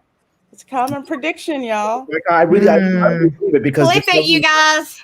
Flip it. Flip it. It's like it'll be what happened with Bond. It's like, we just have to do these reshoots and something they redo the whole movie. Right? Yeah. It'll be like her character gets killed off, the first few seconds, or is off screen, or is off on a vacation somewhere the whole movie. I'd be okay with that. Right. I don't care about Aquaman. I didn't like the comics when I was a kid. I just don't care nothing about Aquaman. I'll just say this to Kamran's point. When they released Aquaman's new costume, like his new stealth costume, couple of like a month ago or whatever, it was like a couple of weeks ago. Literally all the comments were, "Oh yeah, that looks great, but I'm not watching this movie because of Amber Turd. Fire Amber Turd. Fuck Amber Turd." Like literally every single comment was like, "Too bad I'm not going to be watching this movie because of Amber Turd."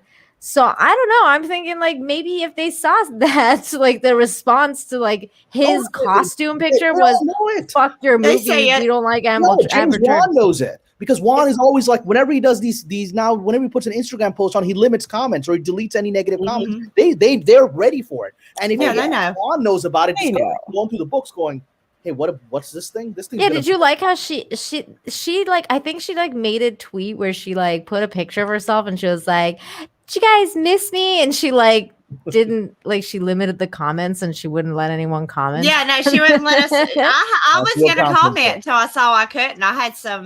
I was going to talk to her, but yeah, she won't let me. I'm just a little peon. She don't want to come and talk to me. I've only met one person in Hollywood. I mean, I've heard from people who've worked with her and people who've worked with her, and the consistent phrase that they say is the most evil person in Hollywood. I mean, that's a consistent phrase I've heard from industry people. This is the most evil person they've encountered, evil. And a town. Really? Right? That's a phrase. The only person I know who's ever defended her to me is somebody who I know has totally bad character judgment. This guy's always wrong about everything. But that's saying a lot because there's a lot of devil worshippers over there.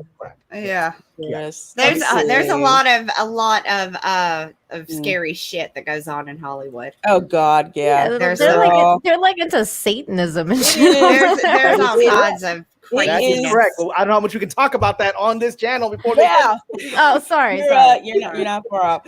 Let's see where we are. Chris Catman. I think that's Nandy. I did two in a row, so it's Nandy. Look at you. Go ahead, girl. Chris Catman for $5. Thank you so much, Lovebug. I'm running late for life today, but I could not miss the greatest women online and Tom. And here is something for the light. Thank you, Lovebug. Tom is like Charlie from Charlie's Angels. He's just like that invisible voice, right? So. That's true. That's true. Tom's playing Wizard of Oz right now with a tornado. Yeah. Yeah, so keep checking on. Did you see it? There's a Wizard of Oz game he's playing? Huh? Is it a Wizard of Oz game he's playing? No, he got a tornado. No, he's He actually got a tornado alert. warning. Yeah, his like a weather's tornado really, warning, really, so- really bad You tonight. know, you can't escape. I live by the ocean. One tsunami wipes everything out, right? You know, Yeah. you live out there, you get tornado. You live by the mountain, you have a landslide. I mean, if you're gonna go, you're gonna go. There's no Yeah. place that's safe. That's Exactly. very, very true. Well, we have the last millennial for $9.99. Thank you so very much for that. As my favorite person, Bill Burr, would say, hello, my ladies. Did you hear that horrible Victoria Alonso got promoted at Marvel? She's the lady that says the name X-Men is outdated. Dude, because men I is in was it. Yes, Yes, as a I matter was of just fact, telling him we about had this. that as a flipping backup story. No. Yes. Yep. Been Not telling people only- about this for over a year now. And going just in around. case you guys have not read this article yet, let me go on and give y'all a nice little, heads up for what's coming. I know you guys were like, you know what Marvel's missing in their movies? A musical. So she has promised us that if she gets her way, all Marvel movies are going to have musicals so we can work more and expose more of the talent of these amazing actors and actresses that are playing these roles. So Brie Larson will be singing again. Yay! Wait, So- did she put like there's a musical in this Hawkeye thing, right?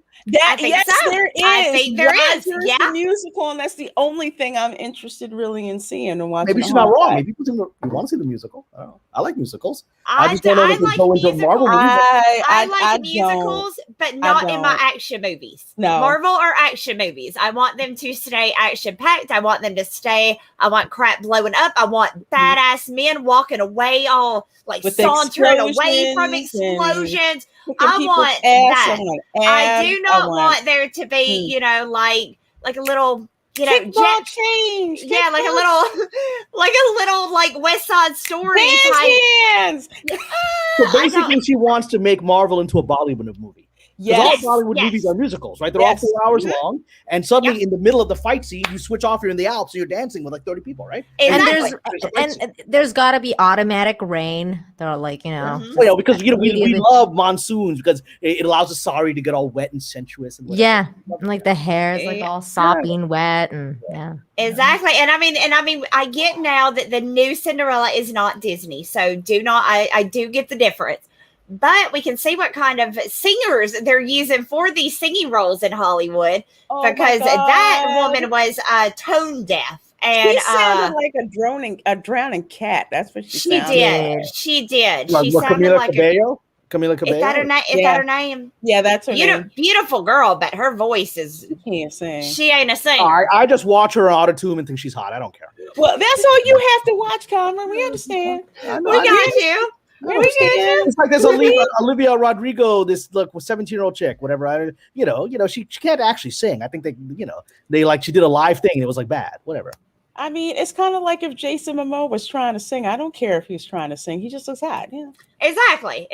But at the same time, don't put that in Marvel movies, right? Exactly, because that's not where they belong. Put him on Broadway. Let him go on Broadway because at Broadway we'd be able to get some dong. They do dong on Broadway. I've seen I it. want context about this article. So this just came out of Bounding into Comics. Is this an interview or is this like someone said they heard her say that? So here's what happened with this particular article. Okay. They said the thing about the X-Men name being outdated as the lead. However, that was from somewhere in 2019 is what that came from. So the article that they actually reference is this one here, which is the promotion article. So if you don't know who Victoria Alonso is, she's the one who said X-Men moniker is outdated. And this is the article where they actually talk about the freaking dancing. Where the heck is that? So it's in Deadline. Yeah, it's in Deadline. And this is what I was saying for so long when I kept saying that at Marvel, I was told they were no longer allowed to refer to the X-Men as the X-Men. They had to call them the mutants. They're not saying X-They. No They're man. not- X they. No X. That is so freaking. can't say weird. X them. Men. Can't have I men in can't- the X-Men. Why Yeah. can't they say X them? X them. XZ. X them. Z sort of works, right? That's a XZ. Yeah. Yeah. Now Z, just call them Z's. Z's. Yeah. That would So how do you work. wanna call Why don't they them? just call them X? Because Why don't they just call them X-Men and shut the hell up I about it, know, not 'cause be trying that's to the change the title? name. It's just a title. We get that there's women in it, and anybody that Yeah. reads X-Men know X-Men. there's women in the X-Men. It That's doesn't what matter. X is men. That's the squad. That's the squad. You know I mean, what did I say tonight when I showed up? First thing I said, and it was a room with 2 other women in it, just women. I said, "What's up, guys?" That's because That's what you say. Oh God, stop taking this stuff. Oh Lord. Oh, these my people are a gosh. Trip. Yeah. Oh. Whatever. You know, But yes, it's- to answer that super chat, we got a little carried away there. But to answer that, yes, we have seen it and we are disgusted by it. Yeah. So I'm Yeah, gonna F that suggest. shit. I've said this before. I might have even said this on this channel that I think Kevin Feige has sort of overplayed his hand in his battle with and so I'm sure he's the one pushing her up, right? And this is all part of his signaling to the town, to the club, hey, I'm continuing down this woke journey, right? You're all gonna have my back, right? And I think that this is all part the very fact that Bounty and the comics and others are talking about it, right? And pointing out these comments, which will not be well received by comic book fans, X-Men fan, right? Means that exactly what I predicted is happening, which is that the blowback is beginning to develop against Feige, right? And we're beginning to see more and more of a prey. We also, I think there was something in the press just a few days ago of people complaining about, where Feige was taking some of these characters, these Marvel characters, right? So you're beginning to get more and more things that are going to agitate people in the Marvel world, and I think his star is beginning to fall, even as he thinks he's safe. I still think he's very safe, Kamran. I still disagree with you. Here's my thing about Hollywood. No one is ever truly safe. Nobody's safe. No, they're not. Especially in today's not. cancel culture. I mean, if you told me tomorrow, like someone's gonna Me Too Bob Iger, I'd be like, yeah, okay, I could see it. But they all have that. All of them got that. Yeah, but take So- the whole Me Too thing aside. Just No, the way not that just that, like the Hollywood is cancel that- culture. Like, even if you take that out completely, the way Hollywood is set up, nobody is safe. You can be on top one day. It's all mutually assured destruction until somebody pulls it in, the whole thing blows up. And that we're at that moment. And I think Ms. Amber Heard is going to be part of that. I think as her downfall becomes evident to her, she's going to pull the pin and she's going to bring the whole thing down. She'll be like Samson. She's going to bring the whole thing down because she's got stuff on all these people. And if they're not able to protect her, then she'll just pull the pin on them. And that will start something. Isn't that when, like, a hashtag, Amber didn't off herself will start trending or something? Because isn't that what they do when you threaten to out people with certain things? I thought that was just politics. Yeah, I mean, she's in an interesting position because she's not your normal narcissistic actress. She's not, because she was dating one of the richest dudes in the world who's like definitely on a whole other level of the club. She was with this Elon Musk, and he might be the sperm donor of this baby she's touting out nowadays, poor baby, right? And so, who even knows who the hell knows where that baby come from? I don't think it came from physically inside of her. Who knows whose baby that is? But she's got who knows baby that is, right? I don't know whose baby that is, whatever. It's just Sorry. So she's one of the reasons that, because she's just another one of these pretty narcissistic actresses. They're dime a dozen. Yeah. So why would she have this much power? It's because she got with this dude who is like the epitome of the club, right? And so the whole system doesn't care about her. They're just trying to protect him because she's got stuff on him. And if she pulls the trigger on him, it'll basically, it's that moment. Do you remember the movie The Aviator? Yeah. I really like that movie. Right? That movie, I love that movie. So yeah, the Martin Scorsese, and you play Howard, you got Howard Hughes and whatever. So there's that moment where Leonardo DiCaprio is Howard Hughes. He's flying in this little plane and he loses control. He's gonna crash, and then suddenly all these characters that have been like his right hand man and people throughout the movie, they all start panicking. They go, "Oh, there goes our money ticket," right? And then you realize they don't even care about this guy. No, there goes our money ticket, right? That's all this is. Elon Musk goes, the whole money train ends for everybody. Right. So that's her leverage on this system. That's interesting. Yep. It's interesting. Absolutely. Okay, so we have one more super chat before we get to our next topic. Why don't you read it? Because I don't know where we are. Okay, I gotcha. So we have The Last Millennial for $1.99. Thank you so very much for that. No, but I did buy Eternals comic because Cersei is hot. Oh.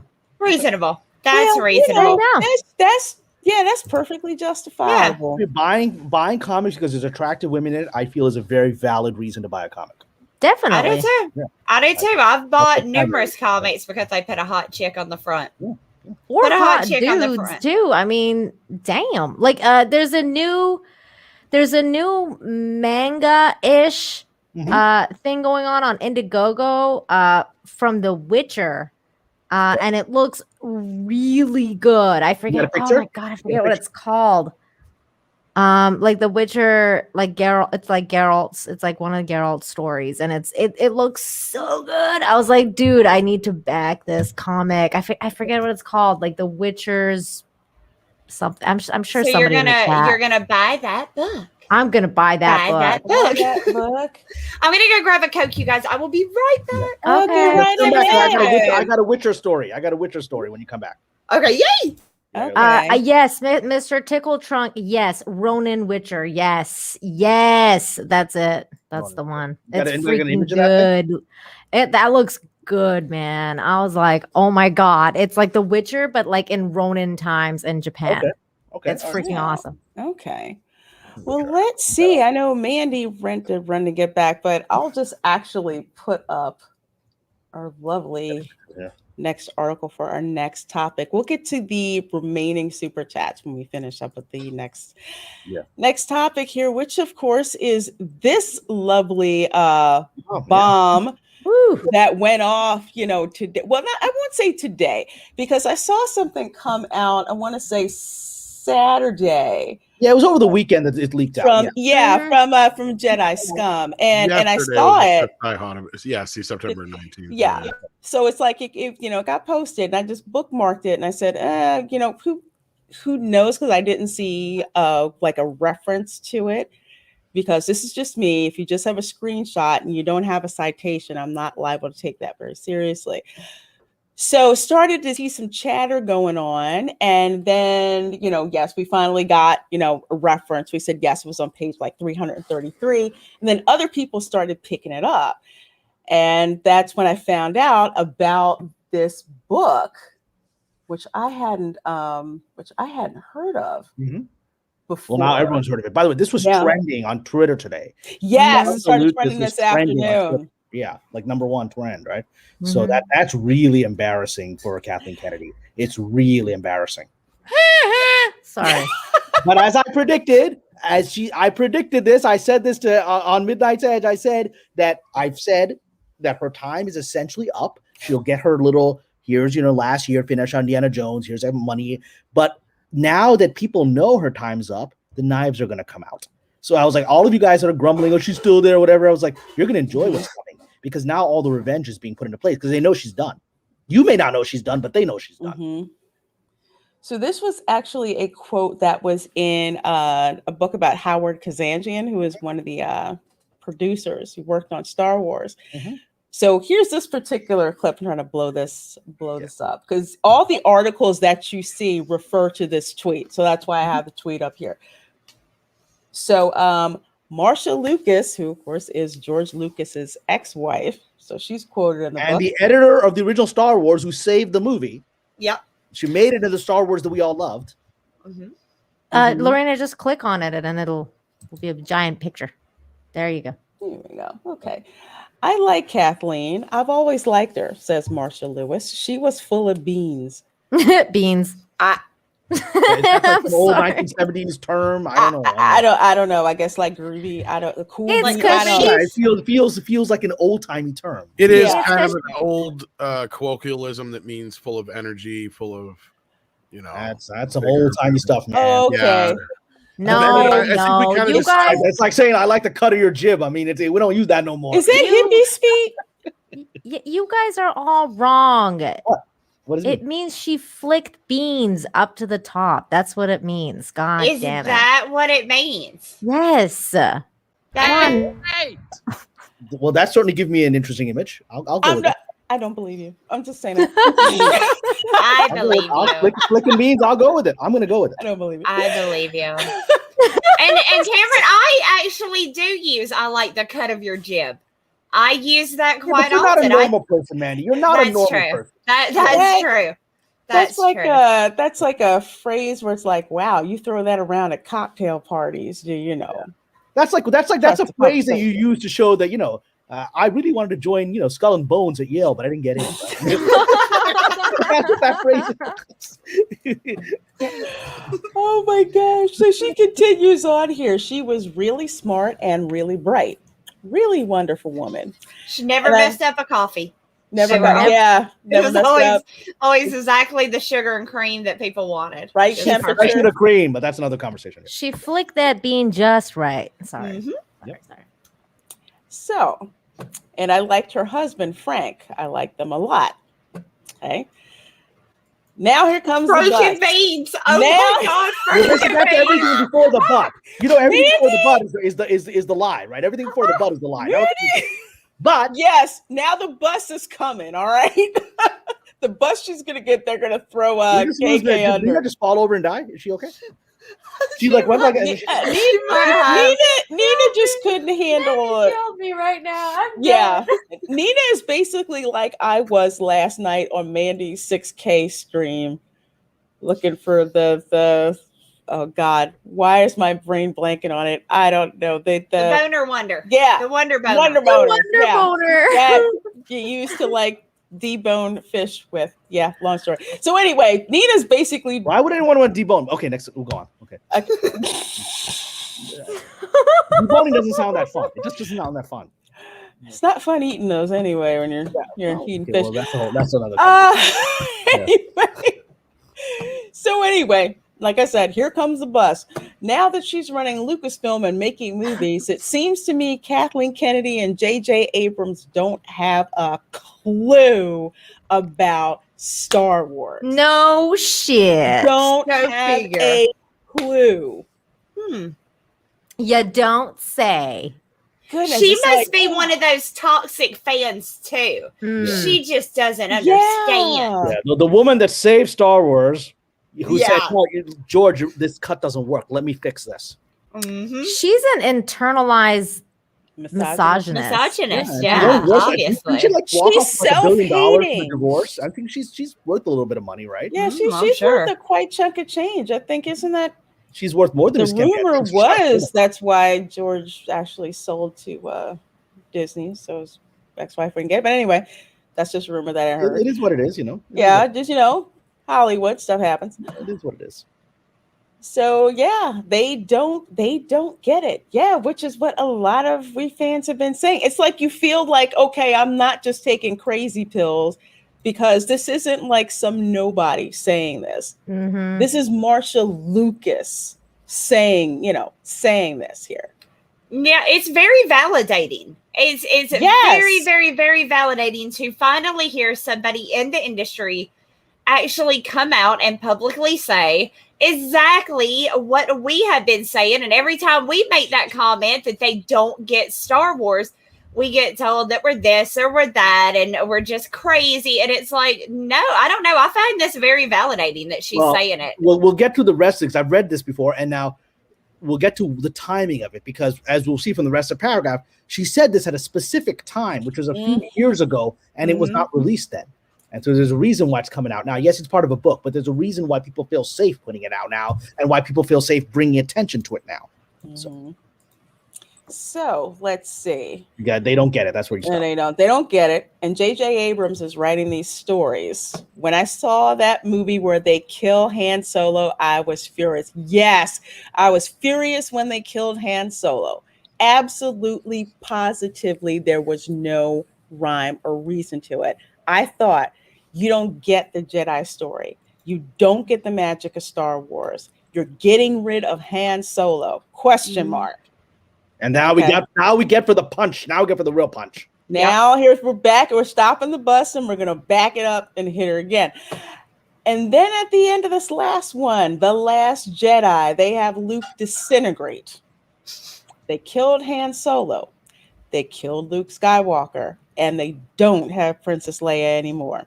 And they're spitting out movies every year.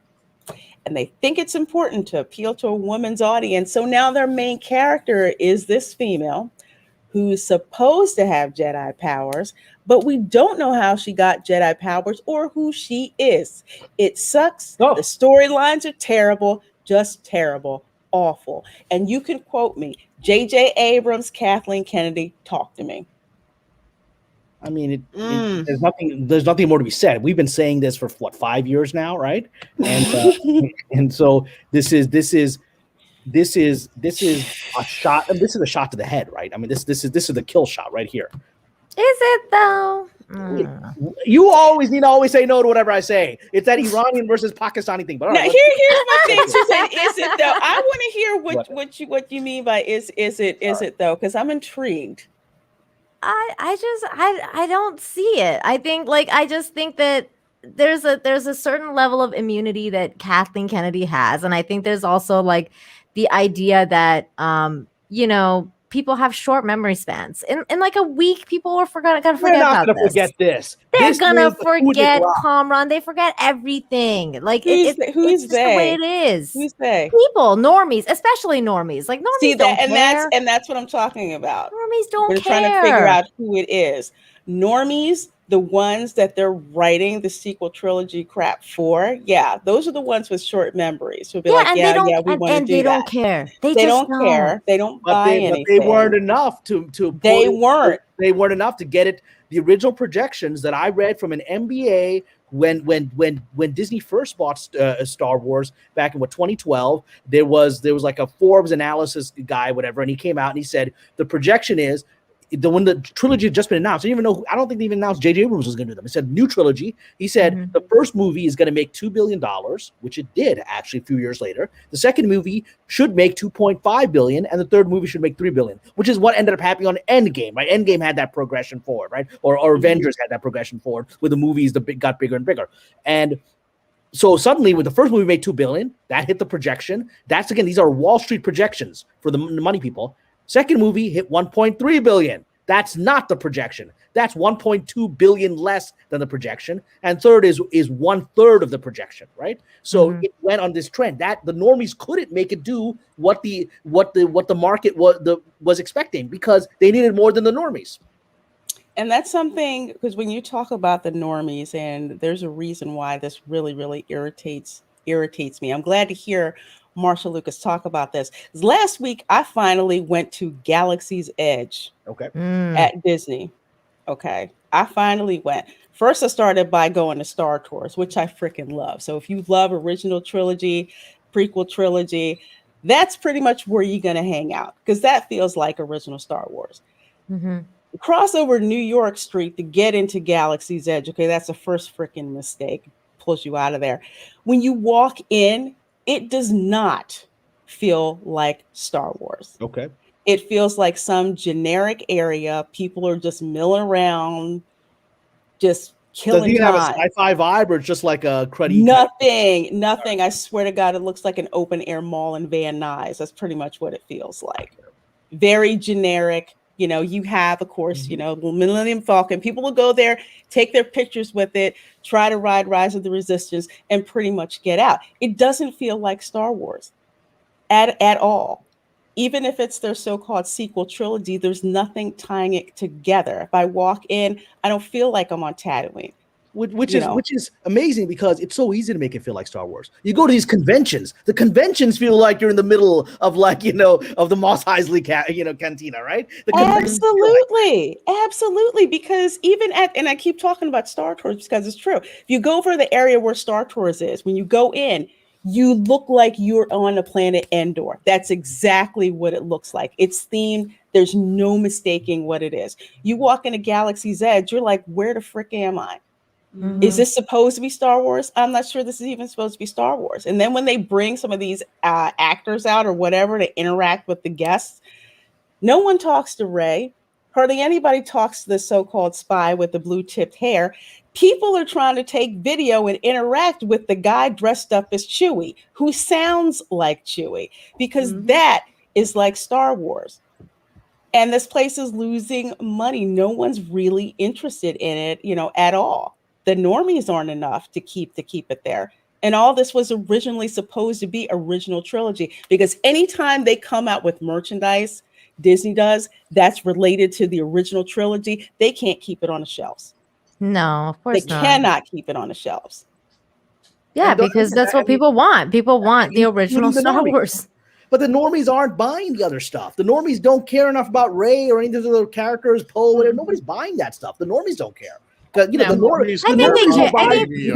I think they care about Baby Yoda, but that's pretty much. They'll buy Mandalorian. That's all over the place. So it's like Mandalorian and original trilogy. That's the only stuff that. And I think I think next season of Mandalorian, I think we're going to see a really big drop in sales and viewership with. See, but that's the thing. That's where I'm coming from. Is that listen, you like Kamran, what you just said about all the different kinds of movies, like the prices and like the drop that they saw and everything like that. Look, nothing has changed. They have a slew of Star Wars series that no one's gonna watch that are coming out, like Andor, and it's a decade-long train that's been moving. And how do you stop this? Yeah, but that's the thing, Kamran. Like, okay, so it's gonna take what, like another 10 years for me to get a proper thing that's Star Wars until they catch up to the fact that none of this shit is making money, and then like that we're gonna finally fix it. It won't take 10 years. It will take a couple of more years. It will take some because now we have a disaster of Gina Carano being fired, which is going to impact the next season of Mandalorian, right? Mm-hmm. And so unless someday they announce, so she's coming back at some point, right? It's going to affect it. And so she's never going back. I think it's unlikely, but who knows? The world. I think once Ms. Kennedy is really just off, I think there's possibility there, because I think she can never return while Kennedy still has the title. I think that'll never gonna happen. But in any event, the damage has been done. And so that damage was done in February of this year. And that's now thrown off the entire plan that Favreau had. It was supposed to already be in production this other season. Now that was delayed. So all of this crap is now putting stuff that he had planned years off of target. So yeah, it's going to take a few years. Coming out with their other crap, like what are they going to do with it? Cassie and Andor. They're going to have to do something to make up the money because they have not been able to pay off how much they've paid for Star Wars. Okay. Yeah. And they cannot in this black hole of contracts. So they made all this crap. And again, I know Nina, you and I have disagreed on Chapek and whatever, but I'm going to state my opinion. So Chapek, I don't think had any power at all in Disney, real power, until this year, and not until that Forbes article had him able to assert his authority. That is correct. It embarrassed him. So I don't think he had real power until maybe April or May of this year. So this guy's had power for a few months, and now he's got all of these contracts that have been in place for a decade or 5 years, some of them, right? And what's he going to do? He can just cancel all this crap and have to pay everybody out, pay or play, right? And then he's just made the hole bigger, or he can just say, "Oh, damn it, just all right." I don't know, man. Maybe we'll get some revenue out of it, so the hole's a little smaller. Because either way, he's going to have to move off this track. But it's either a huge hole or a slightly smaller hole. I'm just saying, listen, like we already knew George Lucas came out and said, "I don't like Disney Star Wars." Mm-hmm. And like we knew George Lucas felt that way about it, the creator of Star Wars. No, and now we knew that. We did. There's video evidence of it. He said white slavers, and they shut him up. Yeah. And then they never criticized The Last Jedi and stuff like that. He said, "I don't know what this Disney Star Wars is. I sold it, and I don't know what it is now." What does that mean? That means that's not my Star Wars. It's not what I created. They're doing something different with it. It's not my thing anymore. Well, you know, right? but to add to that, though, it's not his Star Wars because he's the one who sold it. And that's the fact of the thing. He did not have to sell that. If he would have said, "You know what, I'll give you the license for 10 years and then I get it back," then okay, that's fine. But in the end, Lucas is the one who decided to sell that, even though they tried to say, "Oh, it's going to be great. It's going to be fine. You know, we're going to take care of your baby." But in the end, unfortunately, George is the one who signed that. Well, and one day, here's my little psychic thing. One day, my seer hat. we're going to find out the real reason behind that. Because I just don't buy the official story that everyone's going with, that he just was unhappy after, some people didn't like the prequels and blah, blah. Yeah, including his ex-wife, who also shat on the prequels. Listen, I'm just saying. But I just don't think that's the reason he did it. If you look at the look on his face when he signs, the beaming look on Iger's face, where he's just, whatever. How does that thing, the cat that ate the canary, whatever? He's that, and Lucas is like, it's just really exactly. He doesn't want to do it. It's strange. So there's something else happened that we don't know about. There's something that compelled him to do this. Yeah, it's strange because he was talking about the working relationship that he had with Disney before he signed over Star Wars. And he was perfectly, oh my God, he looks so sad. He does.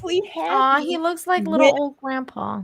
That arrangement. And he was complimenting Disney on how well they integrated or how well they did the Star Tours ride, because it was so popular. They took it from California, they had in California, and they built the same one here in Florida, which constantly stays busy. So he seemed very happy with working with Disney from that aspect. And then all of a sudden he just up and sells Star Wars. It one day, my little conspiracy theory hat, there's something else we don't know that, in my view, has something to do with dark secrets of the club that was leveraged on him, that made him do that, because he wasn't.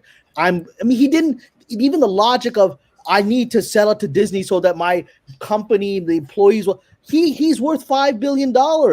He just has to put that money in a hedge fund, and the returns will pay their salaries permanently after he dies. Can you not, in Hollywood, if you own something, can you not sell it, though at the same time reserve the right that you get the final say in everything that comes out under that title? That's what J.K. Rowling did. That's what J.K. Rowling did. That's what J.K. did. That's why she had as much leverage as this guy. Looks exactly the way that it does. All depends on what you negotiate. And it all depends on the contract. The thing is, we know from the Bob Iger book, Bob made sure that George had zero veto rights on anything, and they had all the say. George signed that. Then why would George sign? That's what why would you? J.K. Rowling is worth 1/5 of what this guy's worth, and kept her. Well, it was kind of the same thing with Star Trek for many, many years, guys. Like, they used to worry about Gene Roddenberry and his,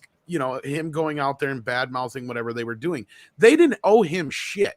Okay, I mean, like, technically wise, like by law, they didn't have to go through to Gene. They didn't have to get his blessing for anything, but they were so concerned about the optics of it that they always went through him until the day he died to make sure that he was on board with whatever they were doing Star Trek wise. So that only adds to this doesn't make sense, Tom. It doesn't to a point, but then Bob Iger, but you got to remember, and Marcia bringing up the prequels is another great point. You guys got to remember where the mindset of everyone was when this deal was made, right? Like, the prequels were known as a huge fucking disaster, even though they made money. They were not good for the Star Wars brand. Now, granted, it could be argued 10 times over that what's happened since is 10 times worse. Let's not be. I like the prequels. I never bought that. I like the prequels. I like the prequels. I like Revenge of the Sith was awesome. You can like them all you want, but I was alive when they came out, and the toys didn't fucking sell, and because of that, Episode 2 didn't have as many toys, to the point where Episode 3 hardly had any toys at all. And it was one of those situations where I had Jar Jar Binks collecting dust on my video store. Well, that's because the first one wasn't that great, and that screwed it up. The other two are brilliant movies, I think. Yeah. Let me put it to you this way. I saw Episode 1 with a packed audience. I saw Episode 2 with an even bigger audience. By the time I went to see Episode 3, there was 2 other guys in the audience with me. That's not my experience. That's not my experience.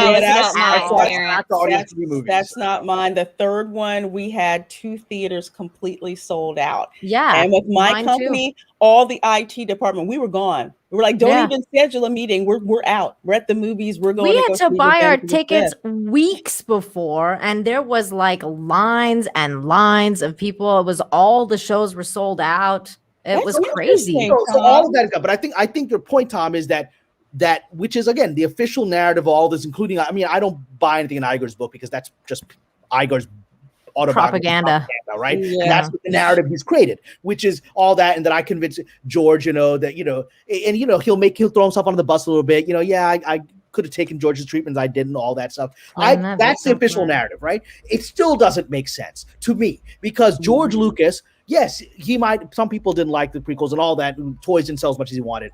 He's still a very successful extended universe, right? Very successful. People were into Thrawn. People would have wanted to see those movies. Very extended, Knights of the Old Republic, all that stuff. So there was a lot of love for the franchise going into the 2000s and 2010s. And at that moment, when suddenly he signs and doesn't even, he's like, this whole thing is like, you can look at my treatments and you can throw them away.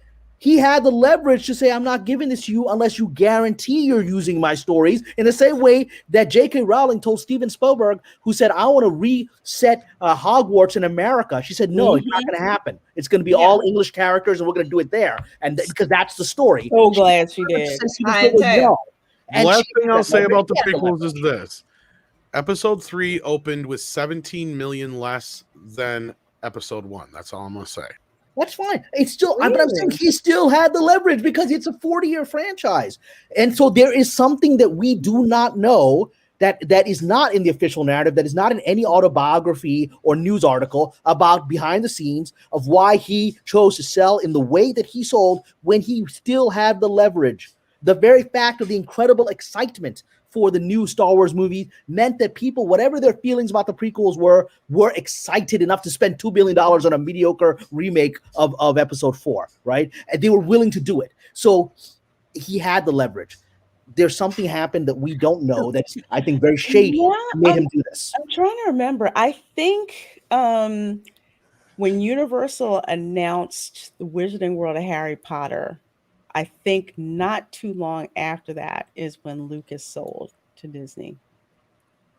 If I recall correctly. Do you think there's some kind of linkage there? What's the linkage you're making? There could be. There was a rumor supposedly that Disney tried to get the rights to J.K. Rowling's books for Harry Potter, but that all fell through. Disney wasn't going to. This was unsubstantiated rumor, though, that Disney was not going to give J.K. the amount of creative control that she was demanding to have. Of course they wouldn't. I know that at the time the prequels came out, before they were even released, George had thought about releasing them through Disney, and even before the prequels, he had thought about selling Lucasfilm to Disney. Again, that's the official narrative. We just don't know. This was something he said. I seen this in a fucking interview before the Phantom Menace ever came out. He was flat out talking about it, and he said, but I went with Fox because they gave me the better deal, because they gave me my rights back to the first film. And so that brings back the issue. The one thing that I was reading a biography of Lucas, a really good biography called Mythmaker, right? And it was all written before all this latest epic of selling it to Disney. But it was all about how he had hated the studio system in the 70s, passionately hated it. And when he found his angle with the toy rights, and he suddenly became a billionaire overnight with the toy rights of the first Star Wars, his only thought was, I'm out of the studio system forever. A man who has been fanatically against the studio system, I can never imagine whatever he said, think about selling to Disney. That's a guy who's spent decades of his life in his identity of breaking free, of being the only filmmaker to be able to break free of that system and finance his own movies at that scale. It's never struck me as more than words. And then when he did it, the look on his face, it wasn't the look of somebody who was ready to retire. It was the look of somebody who had a gun on his head. That was the look. And then his subsequent grumbling to the point the lawyer said, shut up, it blew me away that this guy basically became a cuckold around his own project. It's not normal. It's not just, fans didn't like my movie, my ex-wife didn't like my movie. There's something else we don't know, and it will come out, because this kind of thing coming out now is the beginning of more information that's embarrassing, and because Kennedy is basically just putting on her Indiana Jones fedora and moving on into the sunset. And so now the knives are coming out, and the knives will continue to come out, I believe. Okay, so here's my point of view about this. Going back to what I was saying about just basically how George Lucas came out and already confirmed that he thought, what he thought of Disney Star Wars. I understand and I agree, and of course I agree with Marcia Lucas's thoughts about this. I I relate. I understand. I'm there. I'm that fan that has been saying this. I understand that normies won't care because normies usually don't really care about this kind of stuff. Like they won't even like they'll be like, oh, okay, so what? Like George Lucas's ex-wife like didn't like the Disney Star Wars. Like who cares, right? Fans care. Fans like us, especially YouTubers, people who are in this community, we care. We think like we have a feeling of vindication or whatever. But in all honesty, like let's be real here. Does she have as much power as Kathleen Kennedy have right now in Hollywood? No, this isn't going to fix no, this isn't going to fix a goddamn thing. The only thing this does is vindicate the fact that at least it ain't just us. It's not about power. Exactly. It is though. It is, Kamran. It is about power. If she was someone who was a legit person that's like somebody in Hollywood right now coming out and saying this would be way more powerful than George Lucas's ex-wife. But I'm saying power doesn't matter to some because book. the game's over. You're talking about a power play that there's no power play. She's finished. Bob Chapek has finished her. He's given her payout, and she's Where out. are you getting this? I don't see this at all. Where are you not getting this? The Atlantic article proved it. When the Atlantic article came out, the Atlantic, which is not an entertainment magazine, said Jon Favreau is the future of Star Wars. That was the end and until he went and he was fine with Gina Carano being fired, and But he's fine with everything else being carried on with Kathleen Kennedy's blessing. No, so really, meet the old boss, same as the old boss, right? Like the new boss, same as the old boss. Nothing's changing. Your timeline is wrong. The Atlantic article. Remember, we had Forbes come out in March, which said Bob Chapek isn't in control. He needs to be in control. And it's embarrassing what happened to Carano. Shortly thereafter, about 2 months later, we had Hollywood Reporter come out and say Bob Chapek is knocking heads and retaking control and beginning to put the studio heads under his control, which they don't like. And then 2 months after that, which is this summer, we had the Atlantic come out and say Kathleen Kennedy is part of the regime that didn't get Star Wars and Jon Favreau is the future. That was the moment she was finished. That was the moment. It's like, here's another year, 18 months, take your money, shut up and go away. And what I'm saying is happening now. The reason this stuff is coming out because she doesn't have power. If she doesn't control Star Wars, she doesn't have power. So now, because Hollywood moves on when they see someone is vulnerable, the blood is in the water inside the system. I said this weeks ago that the stuff is going to come out to embarrass her on the way out because that's how Hollywood works. When they see the queen doesn't have power, they're going to kick her butt all the way out. Right? While Chapek will continue to give her awards, everyone who hates her, which is a lot of people inside the Hollywood system, are now going to start piling on. Because hey, man, listen, it's not like I don't want you to be right, Kamran. Like, from your mouth to God's ears, I want her to go. I've wanted her to go for a long, long time. But I am very pessimistic when it comes to Star Wars and when it comes to Hollywood now. Well, I don't think she's going anywhere. Well, here's the thing. Here's the thing. She's finished. Well, here's the thing. Okay. Officially, with her having quote unquote huge amounts of power, Kathleen Kennedy doesn't have it.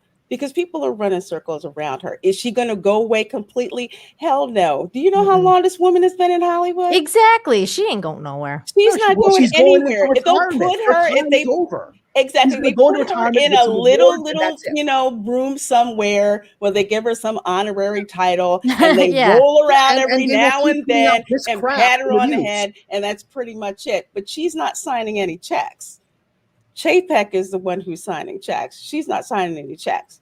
But yeah, she's still going to be around. So we'll see in a few weeks. I think you'll see. Again, this is me putting my seer hat because I predicted this would happen. I predicted people would start to smack about her. So I think you will see, probably not even a few weeks. I think in a few days. What happens? Time is accelerating now, and now that this has broken through, other people. Again, she's a retired editor who's worth $1 billion because of a divorce, right? But she's also respected inside the system. And when she's able to say, that's what I'm talking about. Other people will start saying, Kennedy wasn't that good at her job, right? Other people, and that's going to start being leaked out because the goal will be to humiliate her on the way out in a passive aggressive way while they keep giving her awards publicly. This is the revenge of the system on her.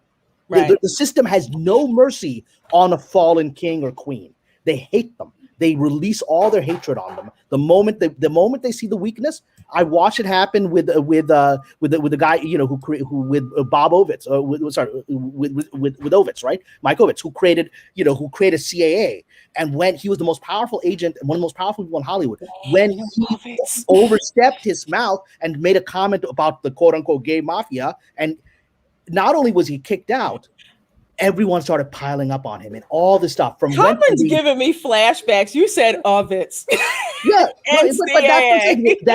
but that everyone started piling up because all the bitter resentment of 20 years of that guy's dominance, where people had to keep their mouths shut. The moment they realized he was out, even if he still had he remained the head of AMG for another year or so, but they realized he had just crossed the line.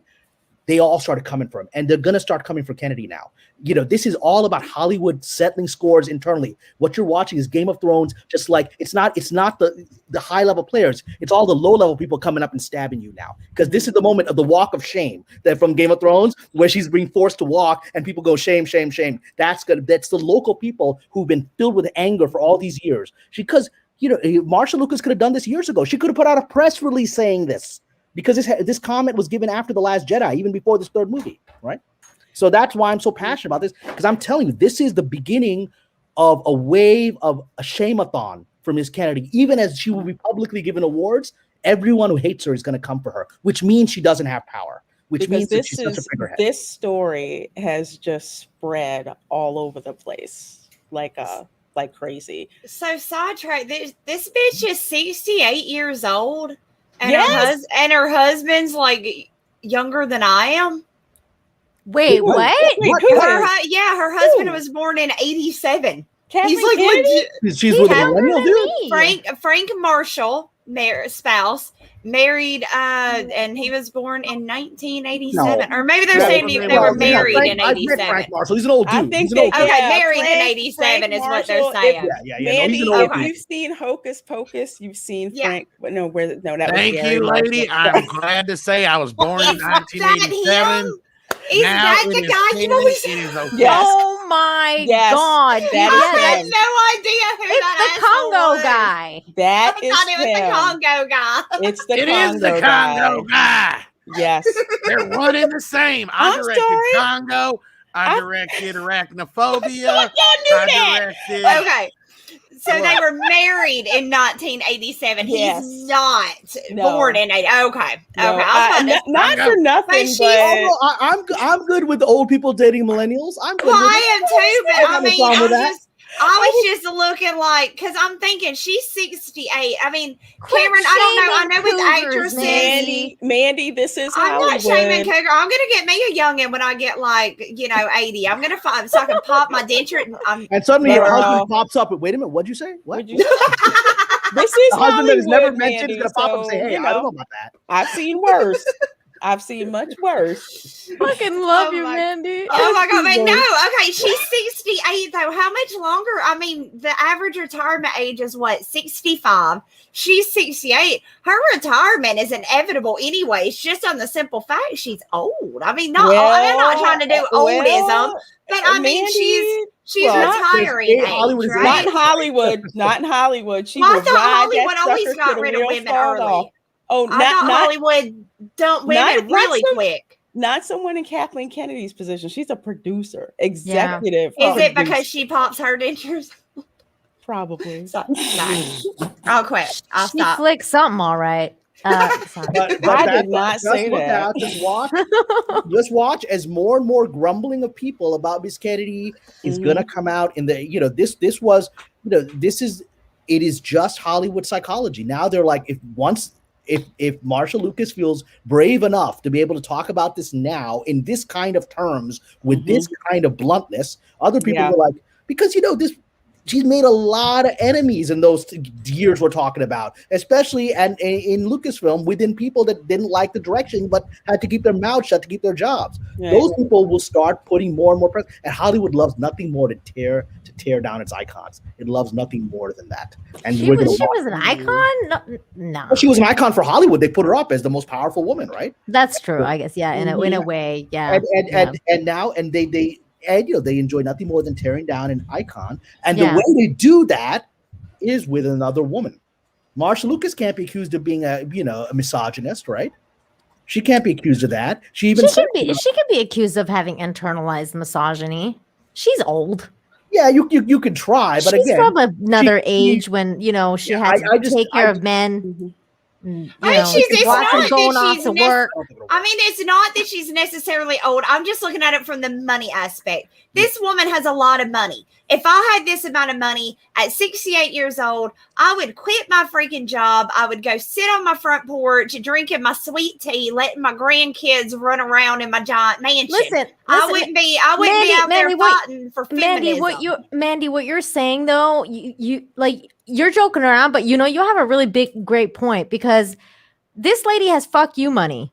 Okay, she's got fuck you money for days. Kennedy, because both of them do. Yeah, both of them. But like this lady here, like this Marcia, is that how you say her name? Marcia. Yeah, Marcia has fuck you money. Okay, so if she got fuck you money, why didn't she come out and say this sooner? Right? Because you just proved my point. Because it wasn't safe to do so. Because safe for what? If you got fuck you money, you don't care. That's the thing. Nina, here's the thing. That's what it means to have fuck you money. Here's the thing. That's rational. Hollywood is a different type of game entirely. You can't just go popping off at the mouth just because you can. Because next you thing will you be know, locked out of everything. Exactly. Was a billionaire who created CAA, the most powerful agency in Hollywood history. And he made one comment that was seen as homophobic, one comment. And he has not worked in 20 years. Done. He went from being the most powerful figure in Hollywood. One comment later, he wasn't able to get a single project. I remember that. But I see Nina's point. Who the hell is she? She ain't got to worry about them canceling her. She don't do shit. She's just act like, right? What is? Believe me, I talk some shit if nobody had nothing to hold over me. Ask yourself. Why didn't she say this during the Last Jedi? Why didn't she do it? That the answer speaks for itself. She didn't do it. Yeah, she waited till this woman. I don't think the reason she didn't do it is because she was scared she's not gonna work again in Hollywood if she comes out against Kathleen Kennedy. She probably wants some sort of, I don't know. At this point, it just seems like anybody else wants anything at this point when they post up on. Whatever. Maybe she thought she would look like an asshole. She probably thought she would look like an asshole, like it's shit because I'm George's ex-wife.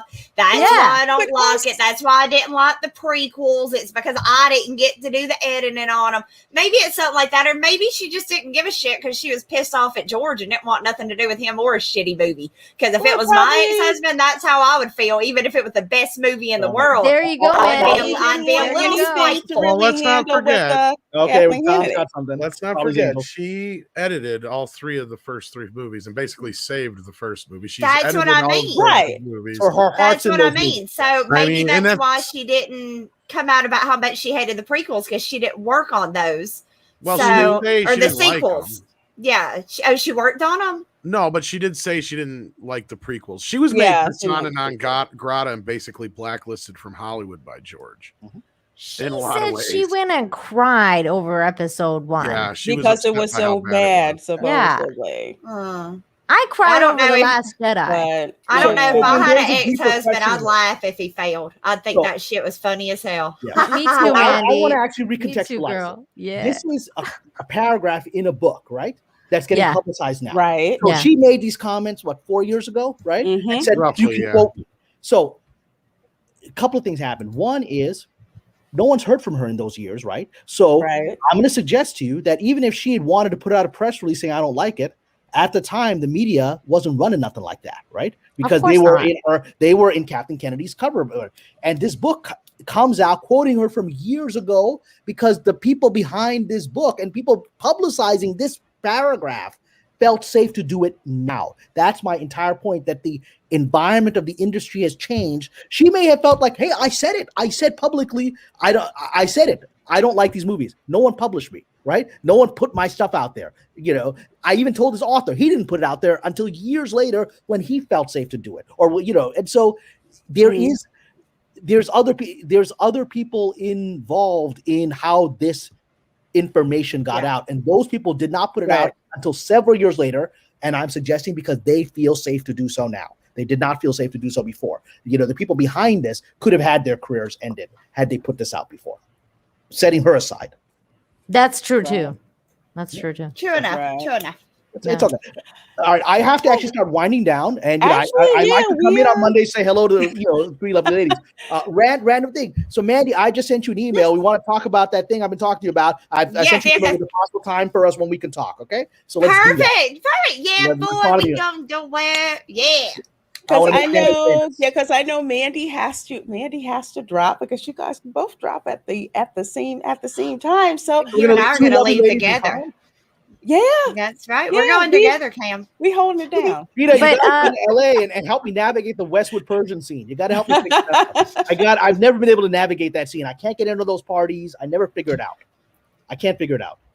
We'll get you in. There's a couple super chats for you though, Kamran. So let me just quickly. I know we do have to let Mandy go. Yeah, we gotta let Mandy. Yes. So Mandy, let the folks know where they can find you, and most importantly, what you have coming up. Oh, and buy Mandy's book. Yeah, and buy my book. Tell Chrissy we said, hey, we miss you. Get your butt back here. I will definitely tell her. So yes, you guys, I'm headed over to Chrissy Mayer's channel to hang out with Anna, that Star Wars girl, and X-Ray girl. It should be a lot of fun. So after this, y'all come hang over with us over there. I have had so much fun with you guys tonight. Cameron, it was so great seeing you. Nina, Lorena, I love it. You guys to the moon and back. And Tom, you are as sexy as always. Oh yeah. Wait, are you going? Are you going on Chrissy's channel or Anna's channel? It's Chrissy's channel. Okay. So tell Chrissy I said hi. I will be on a channel with her and Carrie, from Unsafe Space. We were supposed to do like a movie commentary on the party, and it never happened. And so I want to get on Chrissy Mayer's channel. So just tell her I said hi. I will let her know. Brown dude will be good for her. Yeah. I would definitely let her know. All right, you guys. I love y'all to the moon and back. Bye. I will see y'all later. Bye, you guys. Bye, my book. Bye, Mandy's book. So just real quick, Kamran, there's a couple of super chats for you. 8:35 your time, Nina. Said it's Cthulhu. Oh, the Dash D's one. Let's see. If Amber is as evil for $5. Okay, Amber. Okay, here we go. Okay, so Dash D's for $5 says, if Amber is as evil as Kamran says, I hope her nanny is nice because that poor bugger's life would be hell. I felt so sorry when I saw that. Mommy dearest. That's all I was thinking. I mean, it is, being raised by a psychopath is not a good thing. No, and then the other one is by Ichulu for $5 says, Kamran, I beg you to read the manga Scream Queen Billy, oh my God, I can't read this. Billy Lee. It is a perfect new genre of horror, and every chapter just cries out to be a movie.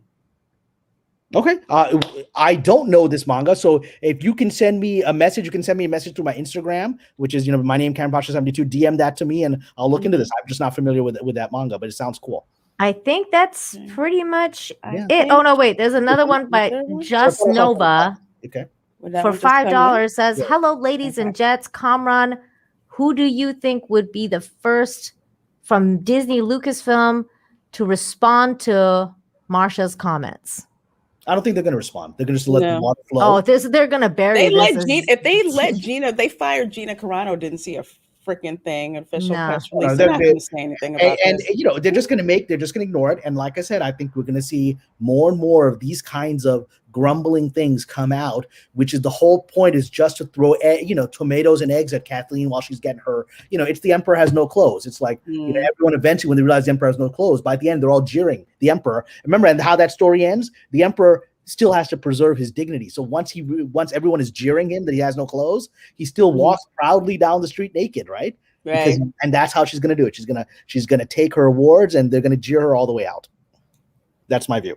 I hope so. I think they're going to throw her a little party. I think that's it for you, Kamran. So thank you, ladies, for letting me come on. I like coming on. Thank you for the time that you give me on here. And Anita, thank you for I love you. With me. I love you, man. I love you. I mean, I love you, and I want you to be right. I hate that bitch. I want her to go. I like being challenged because it wakes me up. wakes me up. But I'm always good. I'm still like very pessimistic about it. But you Are know, Capricorn, what's your zodiac? Are you Capricorn?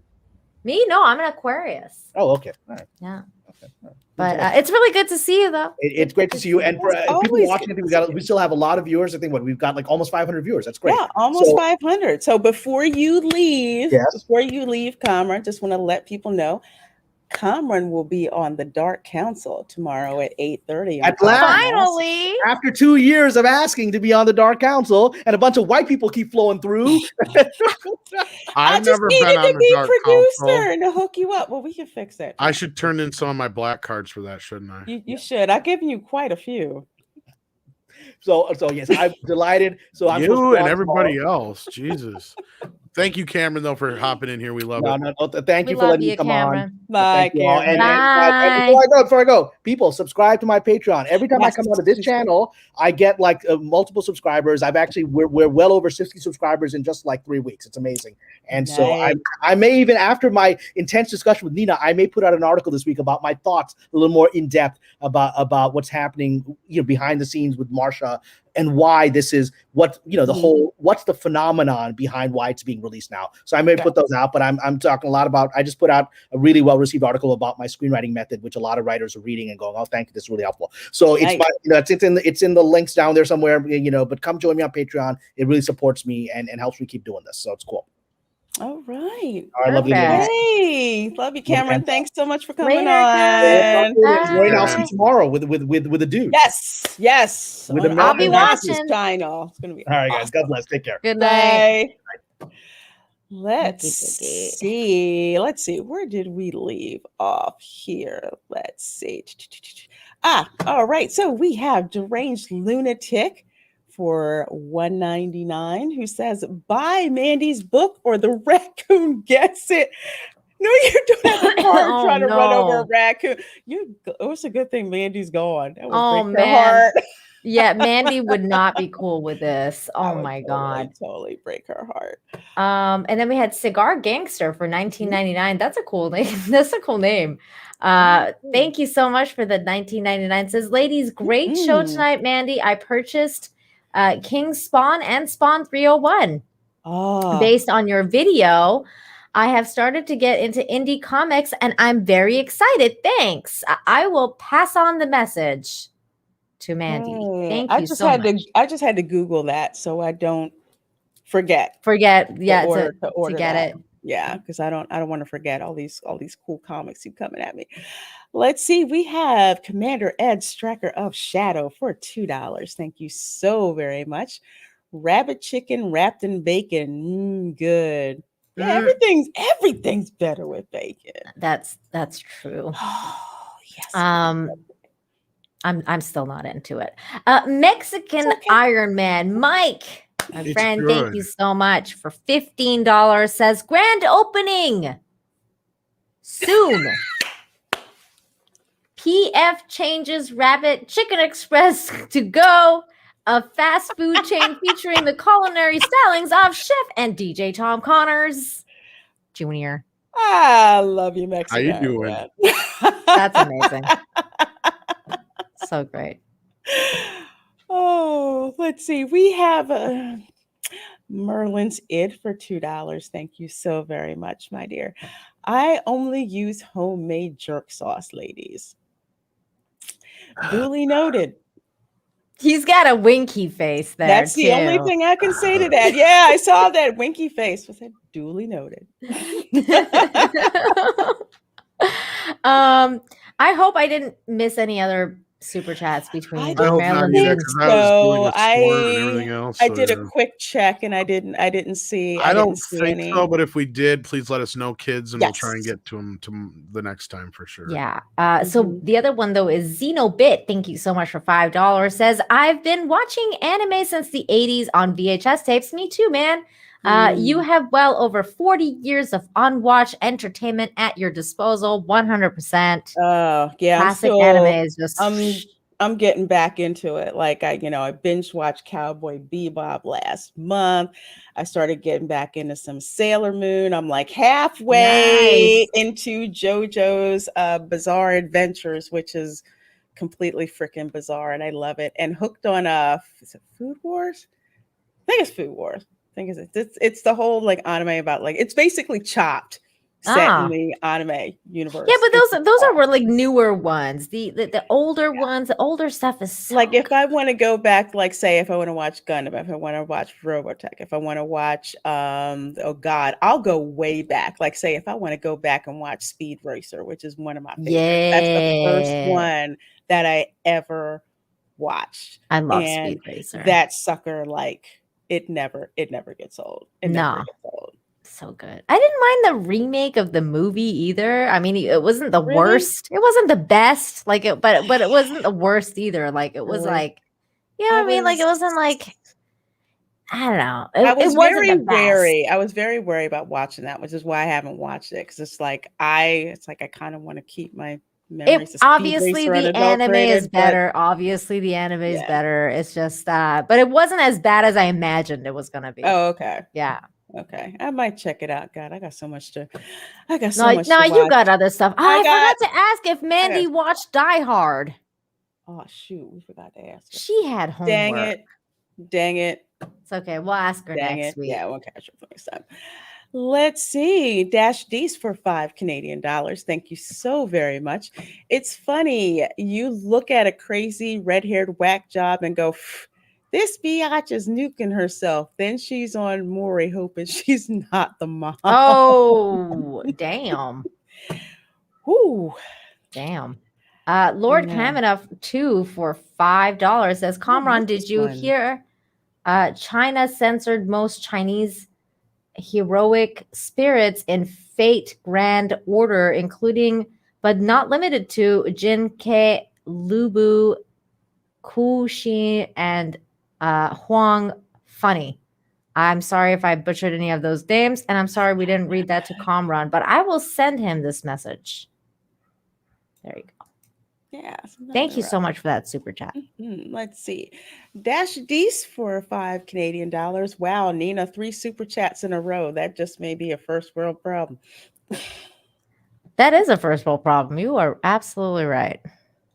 Absolutely right. Okay, so we're on to, why does that Xenobit one look like a duplicate? I could be not. Okay, good. I think it's. Oh, I'm sorry. I was messaging Kamran with that super chat. Dash Dees. Oh, no, wait. We got that one. Sorry. Xenobit. It's okay. Xenobit, thank you so much for the $2. Says the photo where Aquaman was a skeleton. Oh, that's what you were talking about before. Okay. Oh, okay. Okay. Yeah. Okay. Yeah. Thank you. Let's see. We have Mr. Tickle Truck for $5 Canadian. Thank you so very much. X-Men was named back when men or man was just short for human. Exactly. But is removing men from X-Men possibly strategic to get around a few copyrights? I'm like, what copy? I can't see what copyright since now Disney owns Marvel.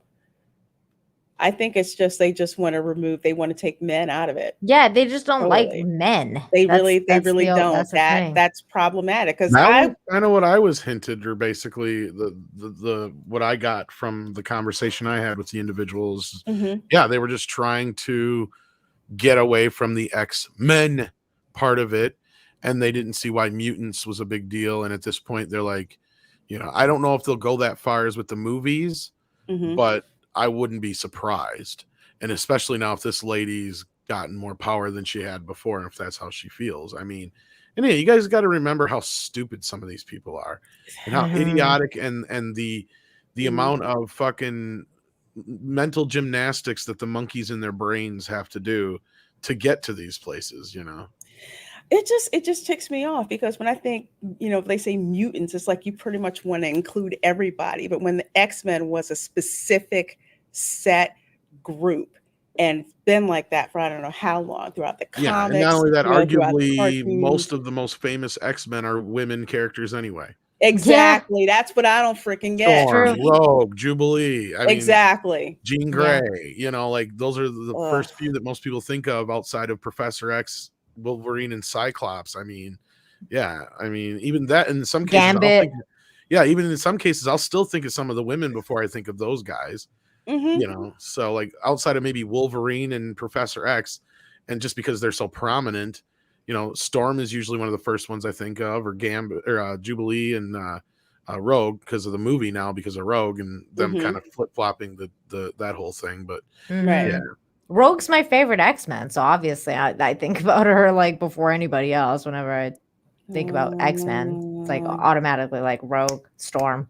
For You know? yeah. For me, it's like Storm, Jean Grey, Yeah, and like Wolverine. Yeah. I freaking love Wolverine. yeah. I can't believe they freaking made him gay. But anyway, Oh my god, that whole like him and Cyclops being I gay said I'm thing. done. Yeah, I said I'm done. I was done too. God, freaking I'm about ready to freaking flip the freaking desk on that one, man. I was so angry. Like, no. God. Let's see. Wait, where are we at? You're next, but it's Fanto. Oh, okay. Yeah. Fanto 5692. Wait, I have to read this. Okay. 52. Thank you so much. No, wait, I totally read that wrong. Fanto 5692. Thank you so much for the $5. Says Skeletor, the original Wonder Boner. Wow. You're not wrong. You're not wrong. It's not. And I freaking love Skeletor, so I'll allow it. You're not wrong. It's really not. Let's see, we have Naked Fame for $5. Thank you so very much. The people who use ball spray know all about the Wonder Boner. They're full of beans. Oh, nice. Mr. Tickle Trunk, thank you so much for the $5, and thanks for being such an awesome mod. You're amazing. Yeah, he sure is. For $5, he says, she must be all those nasty words Twitter loves to devalue by crying wolf. Who would have guessed that George Lucas's ex-wife was Fandom Menace? Yeah, I mean, I think George is Fandom Menace, or has been for a long time. We just don't know. He's what is it? Patient Zero. Yeah, exactly. Pretty sure he was the dude that leaked like all the the Reddit stuff. Like, like Darth. What was that? Darth guy that leaked out all the Skywalker stuff. Why am I like picturing that in my head right now? That was George. Come on. Yeah, I could picture him. Who, me? No, of course not. Let's see. Rudy for $5. Thor uses Thunder Boner. Yeah. Yeah, that was an easy one. Yeah. Dash. Sorry, what were you saying? Oh no, I just said that was an easy one. Thank you, Rudy. Dash D's, thank you so much for the $5. Says, I only had one run-in with a famous Star Wars hero. I was digging new rose beds and ran into Geode having a family reunion. I really dug it. Well, hold on. This is for you. Hold on. Let me get. You getting Geode? Thank you so much. This is Geode here. I was at the family reunion, and thank you so much for that. That was Geode, ladies and gentlemen. Let's see. We have Dash Dees again for $5 Canadian. Thank you so very much for that. Can you imagine Hogwarts in the States? The Quidditch final would be Gryffindor versus Michigan in front of 85,000 fans. That might have changed the story. I'm going to change a little bit and say Gryffindor versus University of Florida. That's what I would say. But there you go. Yeah, that's funny. That is funny. That's hilarious. Oh wait, I gotta Just Nova. Thank you so much for the $5. Says, hello, ladies and gents. Kamran, who do you think? Oh, I think I read that one. Yes, I read that one. Who do you think would respond to? Oh, okay. Next one. So MJ1 Media for $2. Thank you so much, says Nina. She did say this years ago. We just found it. Yeah, but it was just published this last week here. It's not. Yeah, it's not like it's been roaming around in the ether or anything like that. And there's some people who were telling me like this was something that Rinsler was sitting on, perhaps. And with him knowing maybe that, things were going the way they were, with him more recently passing away. Maybe these things were kind of set in motion because, he kind of was just, this was the time to get it out there, I guess. I mean, not to get into the too dark side of it all, but that could be real. But no, other side of this is like, this is just published recently. But yeah, this was a interview from 4 years ago. So it's something that's probably been in the works for a while. But it's definitely taking over the news. It's been trending since this morning. And I don't think it's going to go anywhere anytime soon. Yep. Tom, do you think like anything major is going to happen to Kathleen Kennedy because of it? No, but it's not good. I mean, of course it's not good. I mean, who's going to argue with? I mean, you have Marcia Lucas, who's a woman. She knows Kathleen Kennedy. She is what we would basically call like the mother of Star Wars in a lot of ways. I mean, what she says it may not carry so much weight in the industry, but it's there's a lot of people who were like, ooh, sick burn. She carries a lot of weight with the fans. Like if this was some no-name person who said this, I wouldn't care. But this is Marcia Lucas saying, and she's got nothing to lose, right? No. So, they'll just, give Kathleen Kennedy a little corner office someplace, haul her out for parties. Hey, man. My favorite part is where she calls her out right at the end. Yeah. Right. I loved reading it. I mean, I was like, yeah, take that, bitch. Like Kathleen Kennedy, like fuck you, you stupid bitch. Like you deserve this and more. But it's like 911. I'd like to report a homicide. Yeah. She is all but basically calling them out at lunchtime, right? Yeah, pretty much. To the schoolyard. Pretty much. Yeah, I like to phone get the fire department down here because freaking Kathleen Kennedy's on freaking fire. She got burned. And Marcia would be his ex-wife. Yeah, his ex-wife. His ex-wife. Yeah. I mean, and to go back to what, I wasn't trying to be argumentative, but I mean, I've known for a while through series of interviews and articles and things George has said that like he has never really wanted to be pinned down by Star Wars, right? No. He meant it to be a one and done. He made a movie for 10-year-olds and then he wanted to go make more stuff like THX 1138. Right. Yeah. American Graffiti and Star Wars were made on a challenge from his wife and Francis Ford Coppola because he had basically bankrupt Zoetrope Studios with THX 1138 and lost and cost them their Warner Brothers deal. And so furiously, Francis is like, why can't you just make a regular fucking movie with regular fucking people with a regular fucking story?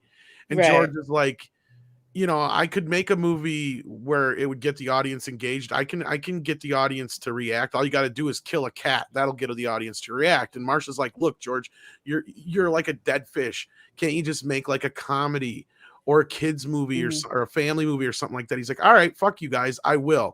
And he went off and wrote American Graffiti.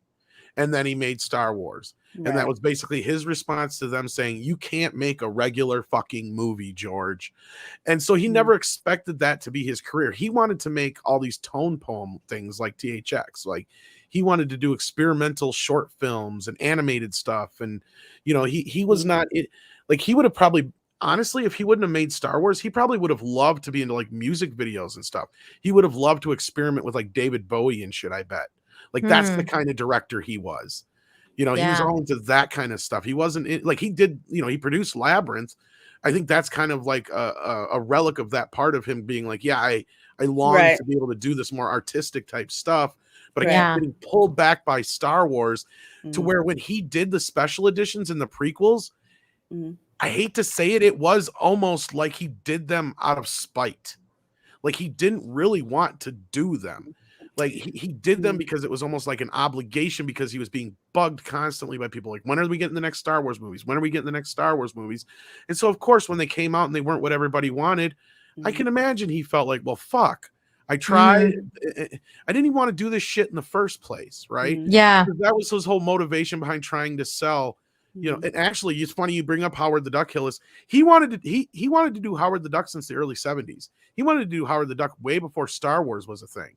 Like that's the kind of shit he liked to do, is abstract, off the wall, not the norm, right? Yeah, very, very weird. I just know because I was shocked that he was even gonna do the prequels when they started. For me, it seemed like the Star Wars news related to George Lucas that I would always hear about was what he was doing with Skywalker Sound and what he was doing with ILM. Yeah, that stuff. was, and they were. I don't remember the exact quote, but he said one time about the prequels, he's like, I had to do them because if I didn't do them after I died, I was afraid somebody else wouldn't screw them up, basically, in so many words. Yeah, wasn't he totally into like the whole the transition between, God, I'm mixing up the names here, Tom, but like I'm sure you know what I'm talking about, but like between like VHS and then like not DVD, but there was Laserdisc, yeah, like between Laserdisc. Oh yeah, Star Wars was one of the He was a huge proponent for the Laserdisc thing. He wanted that to be like the next thing, and then there's some nice art on some of those. Well, it was because he actually used the Edit Droid, which was the first non-linear digital editing program, used Laserdisc. Yeah, so that was why he was a big proponent of it. Yeah, but he was the one who flat out said back when he was making the prequels, he's like, someday we're going to be able to do this in real time. We're going to be able to look at the monitors and see the effects in real time, and that's exactly what we've got now on The Mandalorian. So his vision has come full circle, right? Like, so I feel sorry for him for getting screwed over in this last part of this, but as far as him selling and stuff to begin with, that is something he's talked about doing for a long time, just because he didn't want to be saddled with it, right? It's never been about the money. He's had more money than God, right? Like he could have retired 30 years ago and still be living off his Star Wars residuals and not have to worry about a damn thing, right? Yeah. He's got more money than a lot of people in Hollywood. So it's not about the money. It was about the fact that he felt an obligation to these things. They were his children. And I don't think he really realized what he lost until they were gone. And I think that's where that's what I think. Cause I was just like, I was shocked that he was, that he was selling Star Wars. We have this vision of him, like, just, carrying Star Wars like it's this, holy grail to him, when I don't think it ever really was to him. You know what I mean? I really don't think to him it was as, I don't think he appreciated it as much as no, and it's hard for him to, because he was on the, you know what I mean? It's like, he was on the inside, and I understand. And in the end, it's his creation to do with what he wants to. If he wants to step away from it, I brought up Roddenberry as an example because he was somebody who was the opposite. He felt like if he wasn't a part of Star Trek, that it would get destroyed, and it did. Even to its detriment, even at that point, like he injected himself so much that he kind of almost destroyed it before TNG got started. But anyway, back to we gotta get back to this. Way over. Super sorry. Chicks. I said super chicks. Oh goodness, it is late. Super chicks. Let's get these super chicks out of the way. Let's see. We have Action Com for $5. Pop quiz. Kathleen Kennedy is in the Guinness Book of World Records for what? Bean flicking. I didn't say that. He's actually in there for being, I believe, the most prolific or most profitable producer of all time. But I think they're kind of overlooking that is just because of the Star Wars films. Because if you take those away, every other movie she's produced has been with her husband or with Steven Spielberg. Yeah. But wait, is this for real though? Yeah, she's actually in the Guinness World Record. No, this is true. She's considered the I most was just joking around. No, she's considered the most profitable producer of all time. Wow. Okay. This is one I say to people, like, we can hate her all fucking day, and she could fuck up the Star Wars movies all fucking. She can make 10 more of them and fuck them up, and ain't nobody gonna say shit to her. Nope. That's what my point was to Kamran. I don't think she's going anywhere, and I don't think anyone's going to say anything to her ever. And that's why I agree with Cameron, and I believe him up to a point to where I believe it's like, Chapek is only keeping her around now because she's been defanged, right? Like, there's no more damage she can do than she's already done. It's better to have her as at least a semi-ally than a fucking enemy. Enemy, yeah. That is the Keep your last enemies person you close, want. right? Because that, like I said, that is the Hollywood game that you Mhm. have to play. It's not like we act out here in, in the real world, what I like to say. Hollywood's rules are different. Yeah, because imagine he gets rid of her, right? And then like the next week she'll be like, "Fine, I'll Me Too your ass," and then you'll be gone too. Like it's like like one of those games. Like they can't fuck each other over. They're as bad as each other. That's Hollywood. Yeah, She don't That's even it. have to Be do very it wary herself. when they're Look at what smiling at happened to Les Moonves. Oh, Wait, who's I'm that? not okay. He's the guy who was the head of CBS. Yeah. Oh, No, I'm not saying there's a connection, but let's just say it was mighty motherfucking convenient that he was getting Me Too'd when he was. Yeah. It was all during when Sherry Redstone was trying to make her moves and all this Mhm. shit was going on. I remember that. So, See, yeah, there's that's a what I'm lot talking about. That's Exactly. Hollywood. And we just saw the same thing, not to the same extent, but they just got All rid of day, what's every his face. day. I just forgot his name, but the head of Paramount. They just fired his ass. Sumner Redstone? Really? I didn't hear about No. Giannopoulos. Oh, dang. Yeah, he's I gone. did not know that. Ooh. And they promoted Why? the Because of guy- Me Tooing?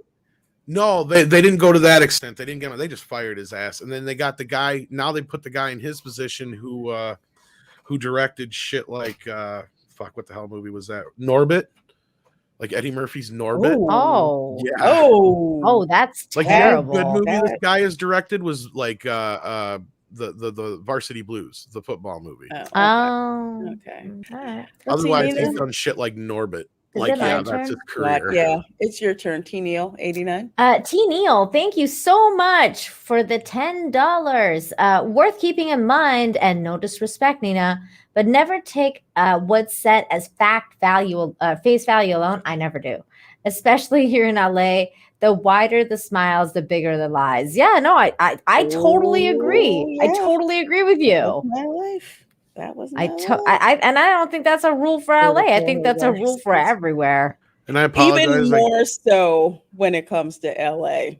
Definitely. I mean, that's like the most fakest place on earth. Someone is who's lived in LA. that bubble goodness. It's like, oh my God, I'm so glad to freaking get it. I'm sorry, Tom, what were you saying? I was just saying, it sounds like I'm having issues with my mic. I apologize. I think it's the weather because like I keep getting like, quick black flashes and stuff like that. Like the net or the power hasn't gone out yet, but it'll jitter when I get a big flash of lightning. And so I wonder if that's kind of causing it. So sorry about that, guys. I'll try not to talk so much from here on out. No, you're fine. It's just once in a while, like you'll go like really loud and then you'll be back. Yeah, But I'm thinking that's the usually fine. case. Okay. So let's see. We have Man for $4.99. Thank you so very much. When Kennedy is called full of beans, is that like when my wife tells me you are so pretty? Oh. Yes. Cute. Yeah, probably. Yeah, I think that's it. Yeah. It's like when the Southerners say "bless your heart," right? Like, yes, it's that. Yes, like you're an idiot. But we're being polite about it. Yeah. Okay, and then Xenobit, thank you so much for another $5. Said when Kamran said KK naked, walk of shame, my mouth started watering like I was gonna vomit because I thought of KK naked. Oh, yeah, that's not a sight you want to imagine. Oh man, now I got that image in my head. Yeah, Thanks a lot. It's kind of stuck. Oh, wait a minute. I'm gonna skip to this super chat because it's huge. Raymond Huey for $100.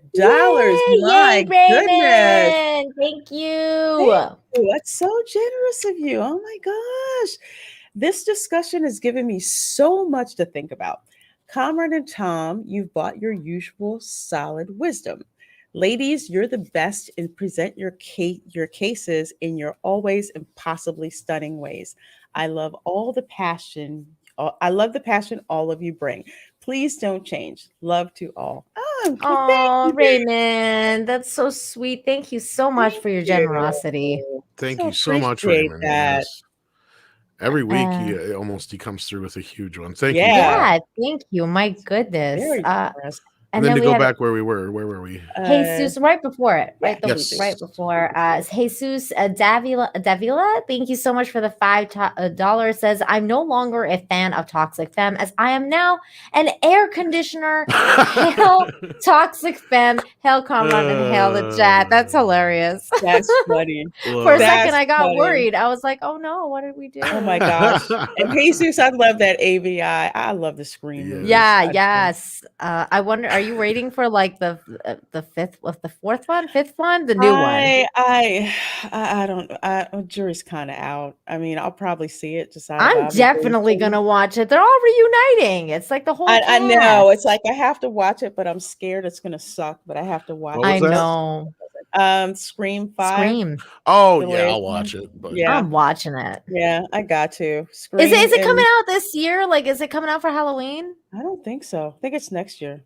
Oh, okay. Halloween Kills is out this year. Yeah, Halloween out here in a couple weeks. Yeah, I'm gonna watch that. I'm excited about that. I think it got delayed because of the whole Coof thing. Because I think it was supposed to film, and then so that sucks. I was kind of excited about Scream this year, but okay. And then Hillis Mallory for $5. Not without Wes Craven. Oh, what? Well, he passed away, so they can't make it. Oh man, crap. Oh, God. Hillis Mallory, thank you so much for the $5. Says, holla y'all, where's Mandy? Mandy's off to on Chrissy Mayer's channel making some She had more important shits to do. We told her, make that money, girl. Yeah, you gotta make that money.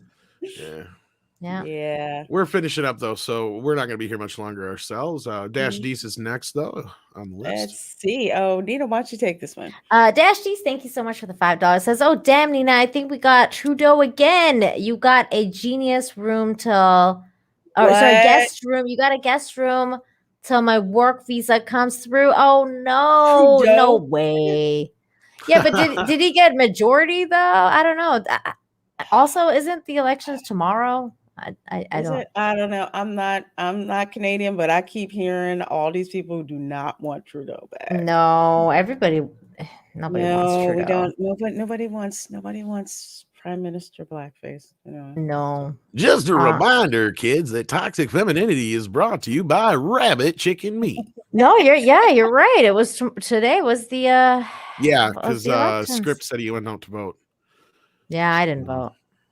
Oh, let's see, we got Adam Wofford for $10. Thank you so very much. Yes. My question is, why didn't George Lucas hire Star Wars fans to continue making movies, or had different directors taking turns making movies before Disney?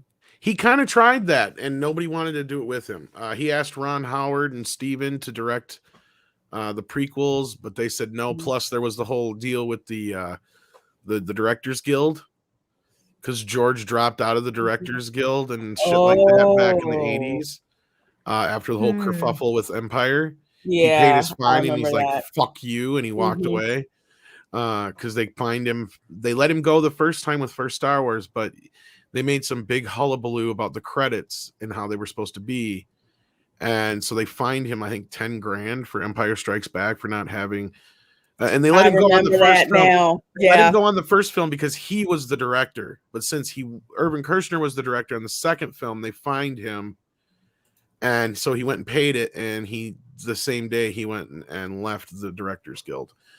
So that was always another thing. So he was always trying to find directors who were not in the guild after that as well. That's why Ralph Marquand or whatever got the job for part 3. But yeah, and then when the prequels came along, he did want other people to take him over, but it just got to a point where he figured, he was better off doing it himself, because he was satellite directing Empire and Jedi and Willow anyway. From what I mean, you can see the video out there where he's basically telling Ron Howard what to do while they're making Willow. Wow. So, yeah, he was on the set all the time. But yeah, so he already was kind of an ever-present producer as it was. So I think he just figured, fuck it, I might as well do it myself. Right. So yeah, there you go. And then Xenobit said, I heard Lori Lightfoot could pull off Freddie K. Oh my God. I thought she was Beetlejuice. For sure. It's showtime. Beetlejuice. Oh man, you guys are amazing. Yes, and you guys hanging out with us. Thank you so much for being here. There was over 500 of you at one point watching, and of course, we want to thank Cameron for hopping in as well. And as always, the ladies did an excellent job putting the show together tonight, as they always do. So I want to thank them, and plus dealing with the weather here. I want to thank Nina again for the extra hand in the super chats. Hey, no worries, man. Anytime. That always helps. So with that, I just want to thank everybody and say goodnight to the folks out there. Is there anything coming up that you want to plug, Nina, that you got going on? Yeah, so Wednesday, John and I will be hanging out again on my channel. So Infinite Talk Wednesday, come and hang out. John, I gotta hang out with him again. Come hang out with us, Tom. Yeah, I should. And then Lorena, anything you got going on? Yeah, so tomorrow, of course, at 8:30 p.m. on Abu Nasser's channel, of course, is the Dark Council. So we're over there with Kamran Pasha, right? With Kamran Pasha. So I hooked that up, and we got Kamran Pasha on the Dark Council finally. So that's going to be a great time.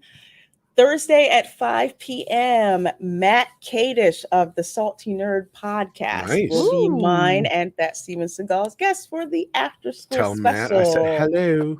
I certainly definitely will. Say hello for me too. Certainly will. Yes. Also say hello to your fat assistant. Oh yeah. Tell him fuck you. Where's my $500? And Friday, of course, is the lunch table show at 12 o'clock, and Matt from Bud Boy Productions is going to be Matt, my guest. Yes, nice. Yes. Yes, and Valiant sends in $9.99, says, "Have a great night. Enjoyed the show. Thank you for the support and friendships. And hopefully my next birthday will be at 10K subs. And hopefully, Tom, I can get a new show going soon. Stay tuned." Yes. I hope so. When's your birthday? Show.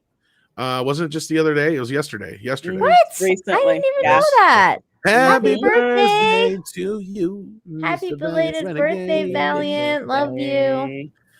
Yes.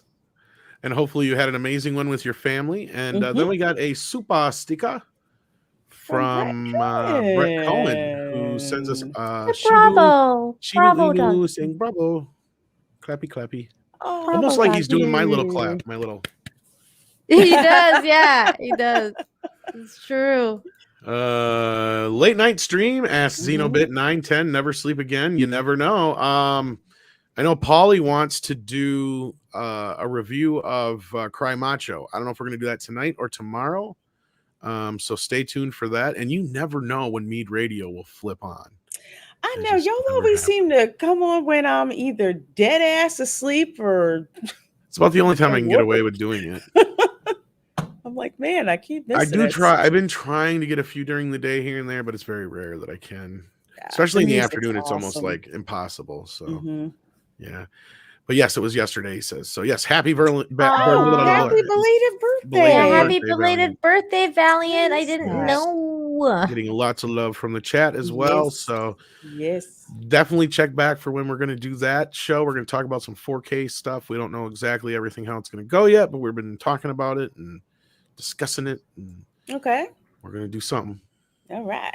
So, all right, kids. And with that, you got to plug your stuff, right, Lorena?